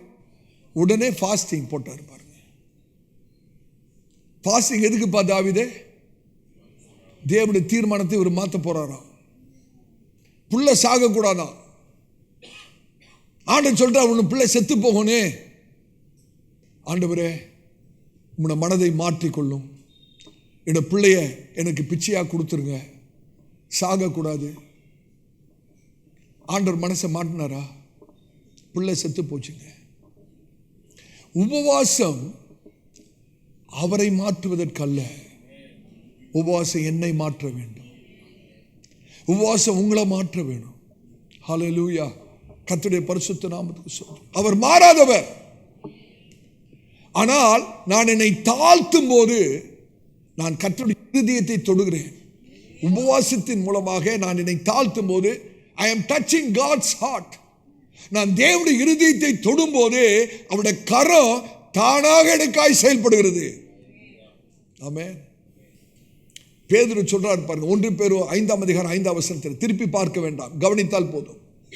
1 பேதுரு 5ஆம் அதிகாரம் 5வது வசனத்தில், கர்த்தர் பெருமை உள்ளவர்களுக்கு எதிர்த்து நிற்கிறார், தாழ்மை உள்ளவர்களுக்கு கிருபை அளிக்கிறார். பெருமை உள்ளவர்களுக்கு கர்த்தர் எதிர்த்து நிற்கிறார். ஏன் பெருமை உள்ளவர்களுக்கு கர்த்தர் எதிர்த்து நிற்கிறார் தெரியுமா? காரணம், பெருமை தேவனுடைய மகிமையை திருட பார்க்கிறது. பெருமை என்ன பண்ணுது? தேவனுடைய மகிமையை திருட பார்க்கிறது. என்னுடைய மகிமையை நான் ஒருவனுக்கும் கூட சொன்னாரா? அன்றைக்கு லூசிஃபருடைய பெருமை அதை தான் செய்ய பார்த்தது. லூசிஃபருக்குள்ள இந்த பெருமை தேவனுடைய மகிமையை திருட பார்க்கிறது. ஆகவேதான் லூசிஃபர் கீழே தள்ளப்பட்டான். எனக்கு அருமையானவர்களே, நல்ல கவனிங்கள், ஒரு சத்தியத்தை விளங்கணும். லூசிஃபருடைய பெருமை அவனை கீழே தள்ளிற்று. அப்படிதானே? லூசிஃபருடைய பெருமை அவனை கீழே தள்ளிற்று. ஆனால் ஆண்டவராய் இயேசு கிறிஸ்துவுடைய தாழ்மை நம்மளை மீட்டு ரட்சித்தது. லூசிஃபருடைய பெருமை கீழே தள்ளிடுச்சுங்க. ஆனா ஆண்டவராய் இயேசு கிறிஸ்துவோட தாழ்மை, பிலிப்பியர்ல பவுல் எழுதுறாரு, மரண பரியந்தம் தன்னை தாழ்த்தி கீழ்ப்படிந்தவராக. ஹல்லேலூயா. அவர் தன்னை தாழ்த்தினபடினாலதான் இன்னைக்கு நம்ம ரட்சிக்கப்பட்டிருக்கிறோம். இன்னைக்கு கர்த்தருடைய பிள்ளைகளா இருக்கிறோம். ஆமென். நான் இதை தீர்க்க தரிசனமா சொல்றேன். யார்கிட்ட ஆண்டவர் பேசுறான்னு தெரியல, ஆனா தீர்க்க தரிசன வார்த்தை. சிலருடைய ரட்சிப்புக்காக ஜெபித்தா மாத்திரம் போதாது, சிலருடைய மாற்றத்துக்காக வெறும் ஜெபித்தால் மாத்திரம் போதாது, நாம் நம்மை தாழ்த்த வேண்டும். ஆண்டவர் யார்கிட்ட பேசுறான்னு தெரியல. சிலருக்காக நீங்க ஜெபித்து கொண்டிருக்கிறீங்க, ஆண்டவரே இந்த நபரை மாற்றுங்க, என்னோட மகளை மாற்றுங்க, என்னோட மகனை மாற்றுங்க, இந்த நபரை மாற்றுங்க. ஜெபிக்கிறது மாத்திரம் போதாது, நான் என்னை தாழ்த்த வேண்டும். ஆண்டவராய் இயேசு நமக்காக பரிந்து பேசினவர் மாத்திரம் அல்ல, அவர் தன்னை தாழ்த்தினபடியினால்தான் இன்னைக்கு நம்ம விடுதலையாக இருக்கிறோம், நாம் ரட்சிக்கப்பட்டிருக்கிறோம். எதை சொல்ல வரேன்னா, சிலருடைய ரட்சிப்புக்காக உபவாசத்திலே நம்மை தாழ்த்த வேண்டும். ஆமென். நீங்க தாழ்த்தி பாருங்களேன், உங்களை தாழ்த்தி பாருங்க. உபவாசத்தின் மூலமாக தேவ சமூகத்தில் உங்களை தாழ்த்தி பாருங்க. கர்த்தருடைய இரக்கம் வெளிப்படும், கர்த்தருடைய வல்லமை வெளிப்படும். ஹல்லேலூயா. கர்த்தருடைய பரிசுத்த நாமத்துக்கு ஸ்தோத்திரம். நம்ம எல்லாருமே அந்த துன்மார்க்கமான ஆகாப் ராஜாவை குறித்து கேள்விப்பட்டோம். அப்படிதானே? ஆகாபோட மனைவி யாரு? யேசபேல். இன்னொரு துன்மார்க்கமான ஒரு ஸ்திரீ. எலியாவிடத்திலிருந்து நியாய தீர்ப்பின் வார்த்தைகள் ஆகாபுக்கு வருகிறது. கர்த்தர் பேசுகிறார், எலியா தீர்க்கதரிசி மூலமாக ஆகாபிடத்தில் பேசுகிறார். பயங்கரமான வார்த்தைகள். நீங்க வீட்டுக்கு போய் வாசித்து பாருங்க. அந்த வார்த்தைகளை கேட்ட மாத்திரத்திலே ஆகாப் ராஜா, இஸ்ரவேலின் ராஜா, ரெட்டு உடுத்தி சாம்பலில் உட்கார்ந்து தன்னை தாழ்த்துகிறான். துன்மார்க்கமான ராஜா. கர்த்தர் பேசுகிற வார்த்தையை கேட்டு, எலியா தீர்க்கதரிசி மூலமாக வந்த எச்சரிப்பின் வார்த்தைகளை கேட்டு, ரெட்டிலே உட்கார்ந்து சாம்பலிலே அவன் உட்கார்ந்து உபவாசத்தோடு தன்னை தாழ்த்துகிறான். உடனே ஆண்டவர் பார்க்கிறாருங்க. உடனே ஆண்டவர் பார்த்துட்டு எலியா கிட்ட சொல்றாரு, எலியாவே, ஆகாப் தன்னை தாழ்த்தத, எனக்கு முன்பாக தாழ்த்தினதை நீ பார்த்தாயா? ஆகவே அவனுடைய நாட்களில் அல்ல, அவனுடைய குமாரனுடைய நாட்களிலே என்னுடைய நியாய தீர்ப்பு அனுப்புவேன். யோசித்து பாருங்க, அவ்வளவு துன்மார்க்கமான ஒரு ராஜா தன்னை தேவனுக்கு முன்பாக தாழ்த்தின போது தேவன் இறங்குகிறார் என்றால், நீங்களும் நானும் தேவ சமூகத்திலே நம்மை தாழ்த்தும் போது நமக்காய் கர்த்தர் எவ்வளவு இறங்குவார். ஹல்லேலூயா. அந்த பகுதியை வாசித்து பாருங்களேன், அப்போதான் உங்களுக்கு விளங்கும். 1 ராஜாக்கள் 21 அதிகாரம், 1 ராஜாக்கள் 21 அதிகாரம் 27 29 வரைக்கும் வாசிங்க. 1 ராஜாக்கள் 21 அதிகாரம் 27 29 வரைக்கும். ஆகாப் இந்த வார்த்தைகளை கேட்டபோது தன் வஸ்திரங்களை கிழித்து தன் சரீரத்தின் மேல் ரெட்டை போர்த்து கொண்டு உபவாசம் பண்ணி ரெட்டிலே படுத்து தாழ்மையாய் நடந்து கொண்டான். அப்பொழுது கர்த்தருடைய வார்த்தை திஸ்பியனாகிய எலியாவுக்கு உண்டாயிற்று.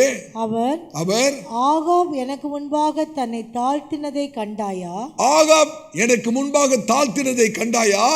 அவன் எனக்கு முன்பாக தன்னை தாழ்த்துகிறபடியினால் நான் அவன் நாட்களில் அந்த பொல்லாப்பை வரப்பண்ணாமல் அவன் குமாரன் நாட்களிலே அதை அவன் வீட்டின் மேல் வரப்பண்ணுவேன் என்றார். ஒரு துன்மார்க்கமான ராஜா கர்த்தருக்கு முன்பாக தாழ்த்தும் போது கர்த்தர் எப்படி இறங்குறாரு பார்த்தீங்களா? அப்ப தாழ்மையில எவ்வளவு ஒரு வல்லமை இருக்கிறது.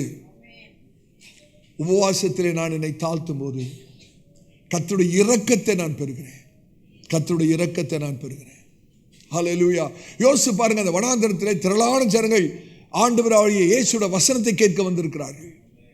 3 நாட்கள் ஒண்ணுமே புசிக்கல. 3 நாட்கள் உபவாசம். வெறும் கர்த்தருடைய வார்த்தை தான். வெறும் கர்த்தருடைய வார்த்தை தான். வேதனை திரும்ப சொல்லுது, ஆண்டவர் மேல் மனதுருகி சீஷர்கள் அழைத்து, இவர்களை நான் இப்படியே அனுப்ப மனதில்லை, சோர்ந்து போய் விடுவார்கள், அவர்களுக்கு புசிக்க ஏதாவது கொடுங்க. ஆண்டவர் மனம் இறங்கணும்னா நான் தாழ்த்தணும் பிரதர். உபவாசம் எதற்கு அடையாளமா இருக்கின்றால் என்னை தாழ்த்துகிறதுக்கு அடையாளமா இருக்கு. நான் தேவனுக்கு முன்பாக உபவாசம் பண்ணும்போது நான் சொல்றேன், ஆண்டவர் எனக்கு பலன் இல்லை, என்னால் முடியாது, நீங்க எனக்கு ஒத்தாசை பண்ணுங்க, நீங்க எனக்கு உதவி செய்யுங்க ஆண்டவரே, நீரே என்னுடைய ஆதாரமா இருக்கிறீர், நீரே என்னுடைய பங்குமா இருக்கிறீர் என்று சொல்லி என்னை முற்றிலுமாய் தாழ்த்தும் போது தேவனுடைய இரக்கத்தை பெறுகிறது மாத்திரமல்லங்க, அன்றைக்கு அந்த ஜனங்கள் அற்புதத்தை பார்த்தார்கள். இயற்கைக்கு அப்பாற்பட்ட ஒரு அற்புதத்தை பார்த்தார்கள், திருப்தி அடைந்தார்கள். ஆமென். திருப்தி எங்கெங்க இருக்கு? நம்முடைய தாழ்மையில தாங்க இருக்கு. ஹல்லேலூயா. கர்த்தருடைய பரிசுத்த நாமத்துக்கு மகிமை உண்டாவதாக. உபவாசம் என்று சொல்லும்போது நல்ல கவனிங்கள், உபவாசம் என்று சொல்லும்போது தேவனுடைய நமக்கு வைத்திருக்கிற தெய்வீக திசையிலே நம்மை ஒருங்கிணைத்து விடுகிறதா நம்முடைய உபவாசம். Fasting alliance us with divine direction. தேவனுடைய தெய்வீக திசையிலே நம்மை ஒருங்கிணைப்பது தான் உபவாசம். பரிசுத்த வேதாகமத்திலே அப்போஸ்தலர் நடபடிகள் 10ஆம் அதிகாரம் 10வது வசனத்திலே கவனிங்க. அப்போஸ்தலர் நடபடிகள் 10ஆம் அதிகாரம் 10வது வசனத்திலே பேதுரு மிகுந்த பசியாய் இருந்தார்னு வாசிக்கும். மிகுந்த பசியா இருந்தார். சாப்பாடு இன்னும் ரெடி ஆகல. தாய்மார்கள் கிச்சன்ல சமையல் பண்ணி கொண்டிருக்கிறார்கள். சாப்பாடு இன்னும் ரெடி ஆகல. பேதுருக்கு பயங்கர பசி. நீங்களும் நானும் மாத்திரம் பேதுரோட இடத்துல இருந்திருந்தா கிச்சன்ல போய் என்ன கிடைக்குதோ அதை சாப்பிட்டுருப்போம். அப்படிதானே? மிகுந்த பசியில பேதுரு கிச்சனுக்கு ஓடல, ஜெப அறைக்குள்ள ஓடுறார். அந்த வசனத்தை வாசித்து பாருங்க. அப்போஸ்தலர் நடபடிகள் 10ஆம் அதிகாரம் 10வது வசனத்தை வாசிங்க. அவன் மிகுந்த பசி அடைந்து, பேதுரு மிகுந்த பசி அடைந்து சாப்பிட மனதாயிருந்தான். சாப்பிட மனதாயிருந்தார். அதற்கு அவர்கள் ஆயத்தம் பண்ணுகையில் அவன் ஞான திருஷ்டி அடைந்து. யாருக்கெல்லாம் ஞான திருஷ்டி வேணுங்க? ஞான திருஷ்டி வேணும்னா பசி எடுக்கும்போது சாப்பிடக்கூடாது. என்ன பாஸ்டர், ரொம்ப கடினமான காரியம். பசி எடுக்கும்போது சாப்பாடை ஒதுக்கி வச்சு ஜெபிச்சு பாருங்களேன், ஞான திருஷ்டி வரும், தரிசனம் கிடைக்கும், கர்த்தர் நம்மோடு கூட பேசுவார். ஹல்லேலூயா. கர்த்தருடைய பரிசுத்த நாமத்துக்கு மகிமை உண்டாகட்டும். நான் தைரியமா சொல்ல முடியும், என்னோட ஊழிய ஆரம்ப நாட்களில் இந்த பந்தர் கார்டன் ஸ்ட்ரீட்டில் ஒரு சின்ன வீட்டில் தான் இந்த ஊழியம் ஆரம்பிக்கப்பட்டது. 4 பேர் தான், 2 ஆங்கிலோ இந்தியன் ஃபேமிலி தான். 2.5 மணி நேரம் ஆராதனை நடத்துவேன். முடிகிறதுக்குள்ளே ஒருத்தர் தான் இருப்பார், 3 பேர் எஞ்சி போயிடுவார். ரொம்ப சோர்வாக இருக்கும். ஆண்டவர்கிட்ட எத்தனையோ விஷயம் நான் கேட்டிருக்கேன், ஆண்டவரே இந்த ஒரு நபருக்காகவும் 2 நபருக்காகுமா ஒரு சென்ட்ரல் கவர்மெண்ட் வேலையை ரிசைன் பண்ணி எங்களை கொண்டு வந்தீங்க அப்படின்னு நிறைய தடவை நானும் மனைவியும் கேட்டிருக்கிறோம். ஒரு விஷயம் ரொம்ப பாரத்தோடு கண்ணீரோடு ஜெபித்த நாட்களில் அன்னைக்கு ராத்திரி கர்த்தர் எனக்கு ஒரு சொப்பனத்தை கொடுத்தாருங்க. 33 வருஷத்துக்கு முன்னே ஒரு சொப்பனம். அந்த சொப்பனத்தில் ஒரு வயதான ஊழியக்காரர், அவரோட முகம் எனக்கு ஞாபகம் இல்லை, ஒரு பரிசுத்தவான், ஒரு ஊழியக்காரர் நல்லா தெரியுது. அவர் வந்து சொல்றாரு, மகனே, மாதத்தின் முதல் வாரத்தில் நீ எந்த மனுஷனையும் பார்க்கக்கூடாது, நீ என்னோட சமூகத்தில் உபவாசித்து ஜெபிக்க வேண்டும். ஒவ்வொரு மாதமும் முதல் வாரம் நீ மனுஷரை பார்க்கக்கூடாது, என்னோட சமூகத்தில் உபவாசித்து காத்திருக்க வேணும். அப்போ அந்த சொப்பனத்தில் நான் பேசுகிறேன், என்னுடைய புத்தியினத்தை பாருங்களேன், இருக்கிறது 2-3 ஆத்மா தான். நான் அவர்கிட்ட சொல்கிறேன், பாஸ்டர் இது எப்படி முடியும்னு, ஹவுஸ் விசிட்டிங்கெல்லாம் போகணுமே, எது 2-3 வச்சுக்கிட்டு பைபிள் ஸ்டடி நடத்து. அவர் திரும்பிச்சோம், இதெல்லாம் நீ கவலைப்படாத, இதெல்லாம் ஆண்டவர்கிட்ட விட்டுரு, நீ மனுஷனோட முகத்தை பார்க்காமல் என்னோட சமூகத்தில் காத்துரு. ஆமென். நானும் மனைவியும் தீர்மானம் பண்ணோம், ஒவ்வொரு மாதமும் முதல் வாரம் ஸ்கிரிப்சர் யூனியன் போயிடுவோம். ஸ்கிரிப்சர் யூனியன் போயிடுவோம். எத்தனையோ டைமு நாள் பூரா ஊழியம் செய்துட்டு ராத்திரி தான் எங்களுக்கு போகிறதுக்கு டைம் இருக்கும். அங்கே போய் அந்த மகாபலிபுரத்தில் ஸ்கிரிப்சர் யூனியனில் பஸ்ஸு நிற்காதுங்க, பஸ்ஸு நிற்காது. சில பேருக்கு உங்களுக்கு தெரியும், மகாபலிபுரத்தில் போய் இறக்கி விட்ருவோம். அங்கேருந்து ராத்திரி 12 மணி 12:30 மணிக்கு நடந்து வருவோம் ஸ்கிரிப்சர் யூனியனுக்கு. கதவெல்லாம் பூட்டி இருக்கும், நாயெல்லாம் குலைக்கும். ஆனால் கர்த்தருடைய பெரிய கிருபையினாலே அந்த இடத்துல கர்த்தருடைய ஒரு தாசனை கர்த்தர் வைத்திருந்தார். அவர் பேர் சக்கரவர்த்தி ஐயா. நான் வரணும்னு தெரிஞ்சு எங்களுக்காக சூடாக பால் ரெடி பண்ணி அவர் வச்சிருப்பார் 12:30 மணிக்கு நைட்டு. நான் எதுக்கு சொல்கிறேன்னு கேட்டிங்கன்னா, அந்த உபவாசத்தில் இருக்கிற வல்லமை. ஹல்லேலூயா. என்றைக்கு கர்த்தருடைய சமூகத்தில் நாங்கள் தரித்திருக்க ஆரம்பித்தோமோ அன்னையிலிருந்து ஊழியத்தில் கர்த்தர் ஒரு வளர்ச்சியை தர ஆரம்பித்தார். ஊழியத்தில் கர்த்தர் அற்புதங்களை செய்ய ஆரம்பித்தார். பிசாசுகள் ஓட ஆரம்பித்தது, பில்லிசுனிய கட்டுகள் உடைந்தது. கர்த்தர் பெரிய காரியங்களை செய்ய ஆரம்பித்தார். ஹல்லேலூயா. கர்த்தருடைய பரிசுத்த நாமத்துக்கு மகிமை உண்டாகட்டும். உபவாசத்தை ஒரு பழக்கமாய் மாற்றுங்கள். வாரத்தில் அட்லீஸ்ட் ஒரு நாள், அப்படி இல்லைன்னா அட்லீஸ்ட் ஒரு வேளையாகிலும் உபவாசித்து கர்த்தருடைய சமூகத்தில் உங்களை தாழ்த்தி பாருங்கள். கர்த்தர் பெரிய காரியங்களை செய்வார்கள். அன்றைக்கி பேதுருக்கு பசிங்க, ரொம்ப பசி, சாப்பாடு ஆயத்தமாகல. அவர் சாப்பாட்டுக்காக காத்தில்லை, மேல் வீட்டாரில் ஜெபிக்க போகிறார். அந்த பசியில கொடுமையில ஆண்டவரை நோக்கி ஜெபித்தார் பாருங்க. ஆண்டவர் வானத்தை திறந்துட்டார். அதுக்கு பிறகு பேதுரு என்ன செய்யணும்னு கர்த்தர் தெளிவாக விளக்கி சொல்லிட்டார். If you want direction, humble yourself through fasting. ஒரு திசை தெரியல ஆண்டவரே, என்ன செய்யணும்னு தெரியல, கர்த்தருடைய சமூகத்தில் உபவாசத்தில் உங்களை தாழ்த்துங்கள். ஹல்லேலூயா. Desperate days require divine direction. ஒரு இக்கட்டான நாட்கள் நமக்கு தெய்வீக திசை தெரிய வேண்டும். ஆமென். தானியேலையும் அவனோட 3 எபிரேய நண்பர்களையும் யோசித்து பாருங்க. தானியேல் 1ஆம் அதிகாரத்தை வீட்டில் போய் வாசித்து பாருங்க. அந்த ராஜரீக போஜனம் வேண்டான்னு தள்ளி வைத்ததுனால, போஜனத்தை வேண்டான்னு தள்ளி வைத்ததுனால வேதம் என்ன திரும்ப சொல்லுது, மற்ற எல்லாரை காட்டிலும் 10 மடங்கு சமர்த்தர்களாய் மாறினார்கள். 10 times better than other people. ஆமென். அந்த ராஜரீக போஜனம் வேணான்னு தள்ளி வச்சதுனால they chose consecration over compromise. ஒத்து போகல, மற்றவங்க எல்லாம் அவர்களோடு கூட ஒத்து போய் விட்டார்கள். ஆனா இந்த 4 பேர் மாத்திரம் தனியா நிற்கிறாங்க. எங்களுக்கு, நாங்க எதுக்கும் ஒத்து போக மாட்டோம், எங்களுக்கு பிரதிஷ்டை தாங்க முக்கியம், பரிசுத்தம் தான் முக்கியம், தேவனை பிரியப்படுத்துறது தான் முக்கியம், சாப்பாட்டுகளுக்கு முக்கியம் இல்லை என்று சொன்னபோது கர்த்தர் 10 மடங்கு சமர்த்தர்களாக, மற்ற எல்லாரை காட்டிலும் 10 மடங்கு சமர்த்தர்களாய் கர்த்தர் மாற்றினார். ஹல்லேலூயா. கர்த்தருடைய பரிசுத்த நாமத்துக்கு மகிமை உண்டாகட்டும். அப்ப புனிதமான தாழ்மை என்று சொல்லும்போது நான் உபவாசத்தை குறித்து சொல்கிறேன். உபவாசம் பண்ணுங்க, நம்ம ஒன்றும் செத்து போயிட மாட்டோம். நாங்கள் ஒரிசால இருந்தோம், புவனேஸ்வரில். அங்கே ஒரு வயதான அம்மா, ரொம்ப அன்பான தாயார், ஒரு IAS ஆஃபீஸரோட மனைவி. அவங்க வீட்டில் எங்களை அன்பாக கூப்பிட்டு மீட்டிங் வைப்பாங்க. அந்த அம்மா என்கிட்ட என்ன நம்ம சொல்லுவாங்க, தம்பி என்னால் உபவாசம் பண்ண முடியாதுப்பா, எனக்கு சுகர் இருக்குது, நீங்கள் 2 பேரும் உபவாசம் பண்ணி ஜெபிக்கிறீங்களா எனக்காக, என் குடும்பத்துக்காக? குடும்பத்தில் அவ்வளோ பிரச்சனை, பிள்ளைங்கனால அவ்வளோ பிரச்சனை, ஆனால் என்ன முடியாது அவங்களால? அவங்களுக்காக யார் எடுக்கணுமா? எப்படி இருக்கு பாருங்க. விடுதலை அவங்களுக்கு வேணுமா, ஆனாலும் நம்மளாம் உபவாசம் எடுக்கணுமா?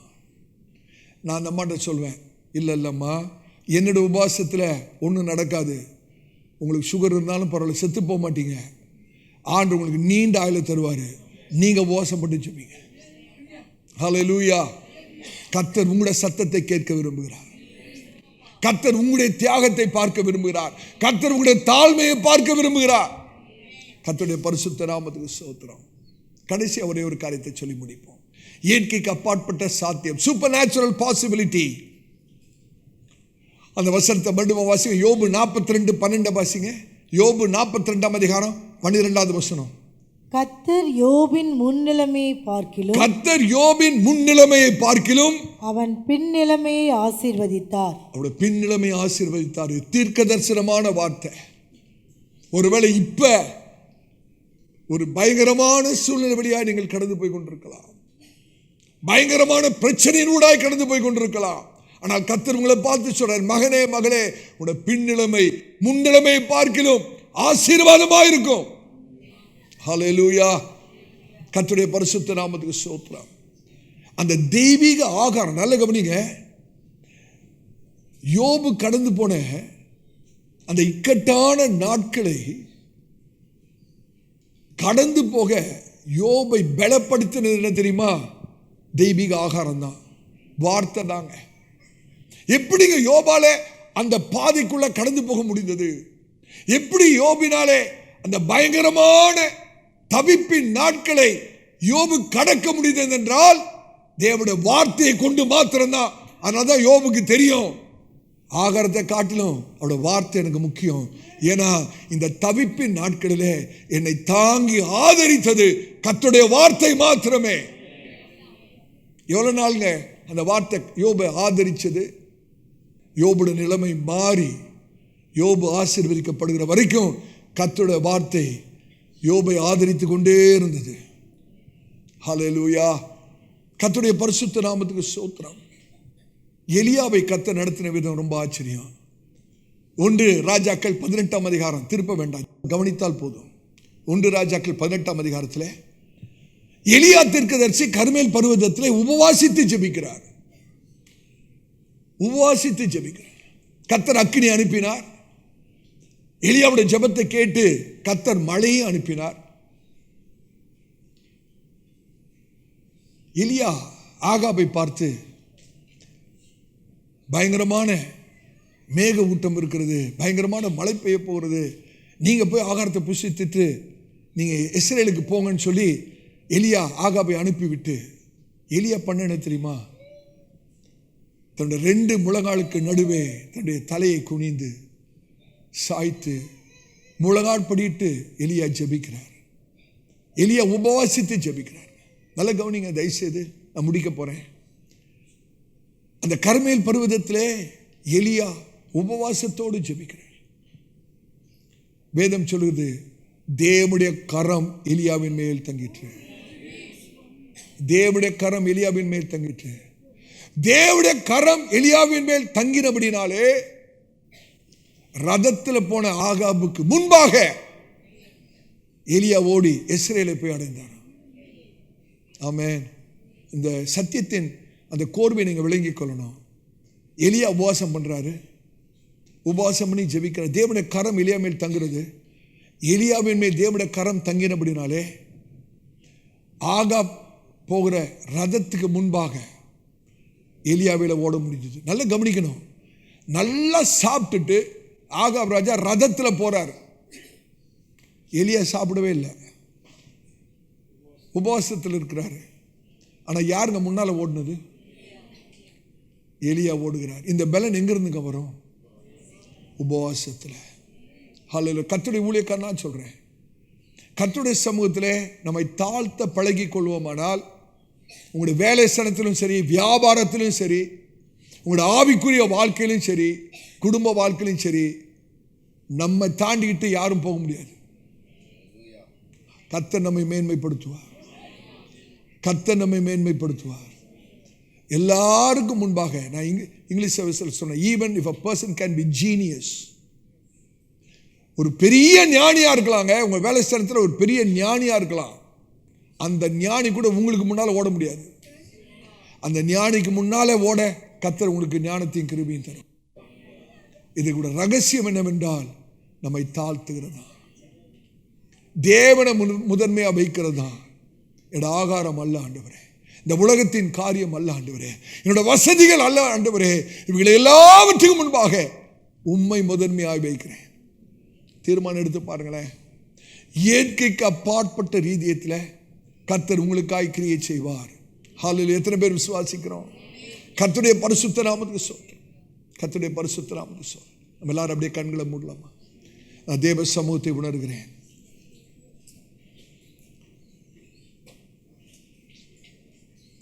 முதலாவது என்னுடைய ஆண்டவர் சாப்பாட்டை முன்பாக வைக்கிறது அல்ல, வசதிகளை முன்பாய் வைக்கிறது அல்ல, வேலையை முன்பாய் வைக்கிறது அல்ல, வியாபாரத்தை முன்பாக வைக்கிறது அல்ல. என்னை உண்டாக்கின சிருஷ்டி கர்த்தரை நான் முன்பாக வைக்கிறேன். எனக்காக தன்னுடைய ஜீவனை கொடுத்தவரை முன்பாக வைக்கிறேன். என்னை ரட்சித்தவரை முன்பாக வைக்கிறேன். என்னை ஆதரித்து வருகிற என்னோட ஆண்டவரை முன்பாக வைக்கிறேன். ஹல்லேலூயா. கர்த்தருடைய வார்த்தையை முன்பாக வைக்கிறேன். தீர்மானம் பண்ணி பாருங்க, தீர்மானம் பண்ணி பாருங்க. ஆவியானவர் அசைவாடி கொண்டிருக்கிறார். நாம் புசிக்கிற ஆகாரம் ஒரு வேளை வாழ்கிறதுக்கு உதவி செய்யுங்க, உயிர் வாழ உதவி செய்யலாம். ஆனால் கர்த்தருடைய வார்த்தை நம்முடைய வாழ்க்கையை மாற்றி விடுகிறது. Our food may help us to survive, but God's word transform our lives. கர்த்தருடைய வார்த்தை நம்முடைய வாழ்க்கையை மாற்றுகிறது. அப்படி எழுந்து நிற்கலாமா தேவ சமூகத்தில்? ஆவியானுடைய பிரசன்னத்தை நான் உணர்கிறேன். ஆவியானவர் நம்மத்தில் அசைபாடி கொண்டிருக்கிறார். தவிப்பின் நாட்களிலே நமக்கு தேவை விடுதலை அல்ல, வெளிப்பாடு. கர்த்தர் பேசுகிறார். கர்த்தர் சொல்றார், மகனே மகளே, உங்களுடைய தவிப்பின் நாட்களிலே விடுதலை அல்ல, வெளிப்பாடு. வெளிப்பாடு, கர்த்தருடைய வார்த்தையில் உள்ள வெளிப்பாடு. விடுதலை இன்னைக்கு வருங்க, திருப்பி நாளைக்கு பிரச்சனை வரும். விடுதலை நிரந்தரம் அல்ல, வெளிப்பாடு தான் நிரந்தரம். ஹல்லேலூயா, ஹல்லேலூயா. Praise you God, praise you God. எல்லா கண்களும் மூடியிருப்பதாக. ஆவியானவர் நம்மத்தில் அசைபாடி கொண்டிருக்கிறார். தவிப்பின் நாட்களிலே நமக்கு தெய்வீக ஆகாரம் வேணும், தெய்வீக ஆகாரம். கர்த்தருடைய வார்த்தை வேணும், கர்த்தருடைய வார்த்தை வேணும், கர்த்தருடைய வார்த்தை வேணும். எனக்கு யோசிச்சு பாருங்க, எலியா எசேபேலுடைய வார்த்தைக்கு பயந்து ஜீவன் தப்ப ஓடுகிறார். சோர்ந்து போய் எலியா சொல்ற வார்த்தை என்ன தெரியுமா? ஆண்டவரே, இனி வாழ்வதற்கு எனக்கு பிரியம் இல்லப்பா, பிதாக்களை காட்டிலும் நான் நல்லவன் அல்ல, நீங்க என்னை எடுத்துக்கொள்ளுங்க ஆண்டவரே, இனி எனக்கு வாழ விரும்பல, என்னை எடுத்துக்கொள்ளுங்க அப்படின்னு சோர்ந்து போன எலியாவுக்கு கர்த்தர் செய்த காரியம் என்ன தெரியுமா? தேவதூதனை அனுப்பி ஆகாரத்தை கொடுக்கிறார். தெய்வீக ஆகாரம், தெய்வீக ஆகாரம். அந்த ஆகாரம், தெய்வீக ஆகாரத்தின் பலத்திலே எலியா 40 நாட்கள் 40 இரவுகள் ஓரே பர்வதத்துக்கு நடந்து போக மனுஷன். தெய்வீக ஆகாரம் வேணுங்க. மனுஷன் அப்பத்தினால் மாத்திரமல்ல, அவருடைய வாயிலிருந்து புறப்படுகிற ஒவ்வொரு வார்த்தையினாலும் பிழைப்பான். ஹல்லேலூயா. ஓ thank you. எல்லா கண்களும் மூடி இருக்கிற நிலைமையில ஆண்டவர்கிட்ட சொல்லுவோம், ஆண்டவரே, என்னுடைய அனுதின ஆகாரத்தை பார்க்கிலும் உடைய வார்த்தை எனக்கு வேண்டும். இந்த உலகத்தில் இருக்கிற மற்ற எல்லாவற்றை காட்டிலும் நான் உண்மையை முதன்மையாய் வைக்கிறேன், முதன்மையாய் வைக்கிறேன். கர்த்தாவே, எனக்கு முன்பாக உண்மை வைக்கிறேன். இக்கட்டு நாட்களிலே நான் விடுதலை அல்ல, வெளிப்பாடை தேடுகிறேன், வெளிப்பாடை தேடுகிறேன் ஆண்டவரே. In times of, in desperate days, I don't need relief, I need revelation. I need revelation of God's word. Hallelujah. தேவ சமூகத்தை உணர்வோமா? உடைய வாயிலை திறந்து ஆண்டுக்கு நன்றி சொல்லுவோமா? ஆவியானவர் அசைவாடி கர்த்தருடைய ஊழியக்காரனா சொல்றேன், உங்களுடைய சூழ்நிலை எப்படிப்பட்டதா இருந்தாலும், எப்படிப்பட்டதா இருந்தாலும் நீங்கள் தேவனுக்கு முதலிடத்தை கொடுத்து அவரை கனப்படுத்துவர்களாக, கர்த்தருடைய வார்த்தையை கனப்படுத்துவர்களாக இருப்பீர் என்றால் கர்த்தர் உங்கள் பட்சத்தில் இயற்கைக்கு அப்பாற்பட்ட ரீதியில உங்களுக்காய் கிரியை செய்வார். கர்த்தர் கிரியை செய்ய ஆரம்பித்தார் எந்த மனுஷனும் தடப்பட முடியாது, எந்த மனுஷனும் தடப்பட முடியாது. ஹல்லேலூயா, ஹல்லேலூயா. வாயில திறந்த ஆண்டுக்கு நன்றி சொல்லுவோமா? ஓ we thank you God. தேவனுடைய மகிமையான பிரசன்னம் இந்த இடத்திலே ஆவியானவர் அசைவாடி கொண்டிருக்கிறார். தேவனுடைய சமூகத்திலே பர்வதம் போல இருக்கிற உடைய பிரச்சனைகள் மெழுகு போல உருகி போகும். பர்வதம் போல பிரச்சனைகள் மெழுகு போல உருகி போகும்.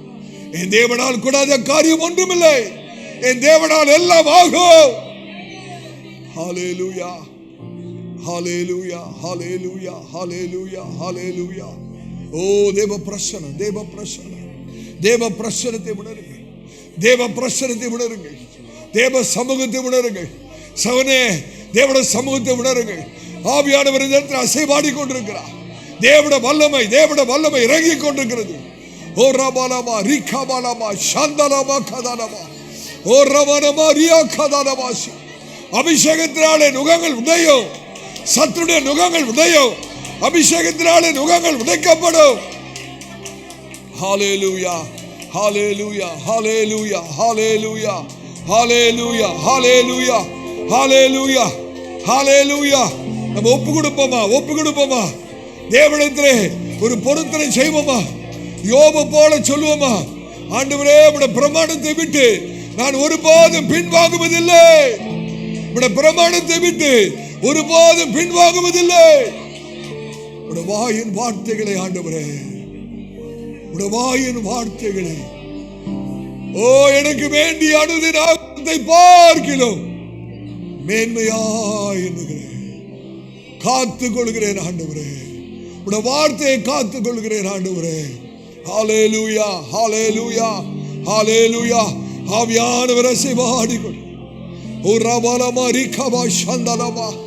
அநேகரை கர்த்தருடைய கரம் தொடுகிறது, அநேகரை கர்த்தருடைய கரம் தொடுகிறது. சௌரிய கர்த்தருடைய கரங்களை தொடுகிறது, சௌரிய கர்த்தருடைய கரங்களை தொடுகிறது. ஹல்லேலூயா, ஹல்லேலூயா, ஹல்லேலூயா, ஹல்லேலூயா. உம்மை நோக்கி பார்க்கிறான், உம்மை நோக்கி பார்க்கிறப்பா. உம்முடைய முகத்தை நோக்கி பார்க்கிறப்பா, உம்மை நோக்கி பார்க்கிறப்பா. என் கண்கள் உண்மையா நோக்கி கொண்டிருக்கிறது. வேலைக்காரனுடைய கண்கள் எஜமானை நோக்கி கொண்டிருப்பது போல என் கண்கள் உண்மையே நோக்கி கொண்டிருக்கிறது. இக்கட்டான நாட்களிலே, இக்கட்டான நாட்களிலே மனுஷனை அல்ல, சூழ்நிலைகளை அல்ல, என் கண்கள் உண்மை நோக்கி கொண்டிருக்கிறது. வார்த்தையாகிய தேவனே, வார்த்தையாகிய தேவனே, வார்த்தையாகிய தேவனே என் கண்கள் நோக்கி கொண்டிருக்கிறது. ஹல்லேலூயா. உம்மை ஸ்தோத்திரிக்கிறோம். உம்மை நோக்கி பார்க்கின்றேன், உம்மை நினைத்து துதிக்கின்றேன். உம்மை நோக்கி பார்க்கின்றேன், உம்மை நினைத்து துதிக்கின்றேன். இசையா ஸ்தோத்திரம், இசையா ஸ்தோத்திரம், இசையா ஸ்தோத்திரம், இசையா ஸ்தோத்திரம். உலகம் வெறுக்கையில், உலகம் வெறுக்கையில் நீரோ நீரோ அழைக்கிறீர். உலகம் வெறுக்கையில் நீரோ அழைக்கிறீர்.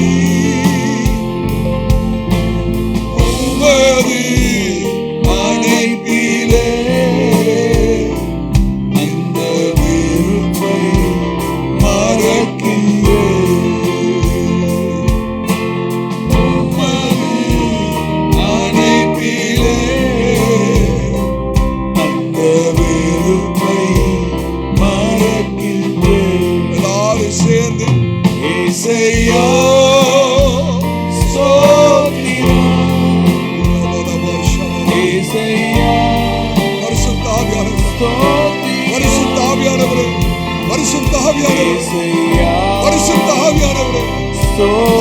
ஆவியானவரே. ஏசையா ஸ்தோத்திரம். கண்ணின் மணி போல கண்ணின் மணி போல என்னை காக்கின்றீர். கண்ணின் மணி போல என்னை காக்கின்றீர்.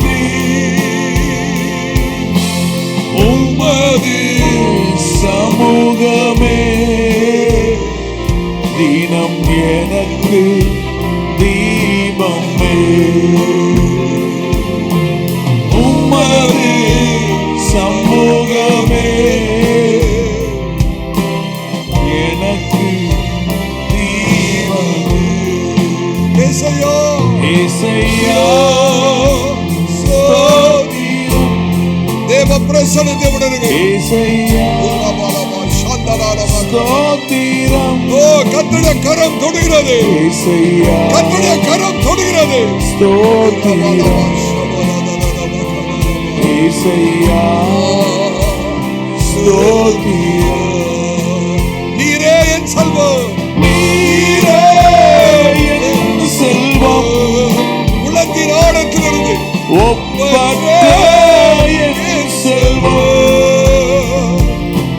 நீரே என் செல்வம்.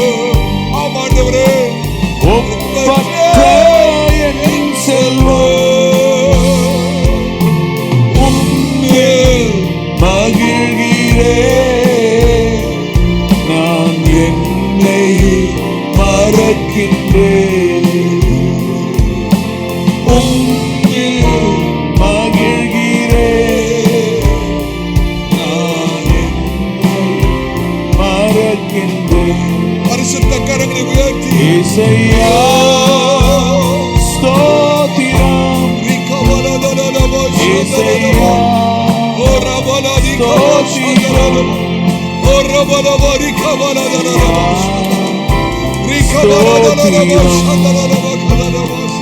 ஏசையா ஸ்தோத்திரம். ஏசையா ஸ்தோத்திரம். கர்த்தர் உங்கள் பட்சத்திலே கிரியை செய்து ஏசையா கர்த்தர் உங்களுக்காய் கிரியை செய்து கொண்டிருக்கிறார். ஏசையா கர்த்தர் உங்களுக்காய் கிரியை செய்து கொண்டிருக்கிறார். ஸ்தோத்திரம்.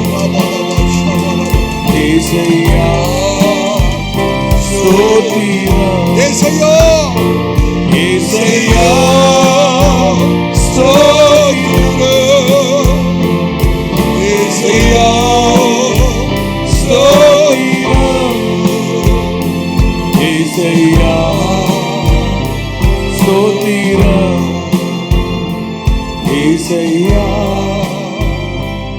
ஸ்தோத்திரம். ஏசையா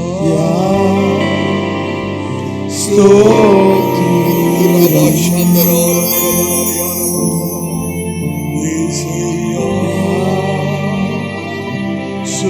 ஸ்தோத்திரம். Hallelujah, hallelujah, hallelujah. ஏசையா ஸ்தோத்திரம். ஏசையா hallelujah, hallelujah, hallelujah, hallelujah. Oh, thank you Lord. ஏசையா கர்த்தருடைய கரம் நீட்டப்படுகிறது. ஸ்தோத்திரம். சவுனே, கர்த்தருடைய கரம் உங்களுக்கு நேராய் நீட்டப்படுகிறது. சவுனே, கர்த்தருடைய கரம் உங்களுக்கு நேராய் நீட்டப்படுகிறது.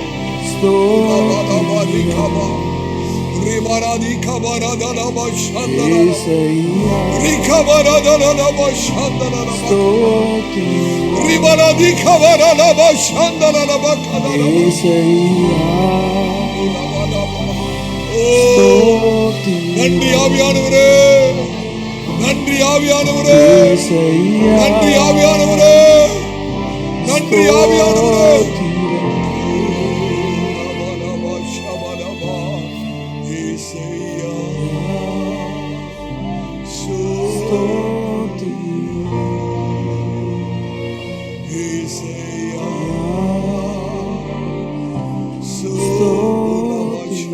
rikaba rimaradi ankadana shandara bakadanaria.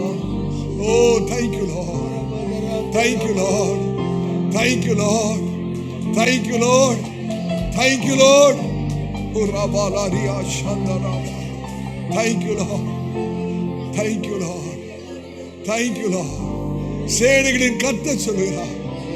சேனைகளின் கர்த்தர் சொல்லுகிறார். உரபலம என் ஜனமே கலங்காதே, கலங்காதே. நான் உன் தேவன், நான் உன் தேவன். உரபலா ரிகபா. இம்மட்டுமாய் நடத்தின தேவன் நான். இனிமேலும் நடத்துவேன், இனிமேலும் நடத்துவேன். உரபலா ரிகபா. உங்களை திக்கற்றவளாய் விடேன் என்று கர்த்தர் சொல்கிறார். உங்களை திக்கற்றவளாய் விடேன் என்று கர்த்தர் சொல்கிறார். மனுஷன் கைவிடலாம், நான் உங்களை ஒருபோதும் கைவிடுகிற தேவன் அல்ல. அழைத்தேன், அழைத்தேன் மகனே, மகனே நான் உன்னை அழைத்தேன். நான் உன்னை நடத்துகிறேன், நான் உன்னை நடத்துகிறேன்.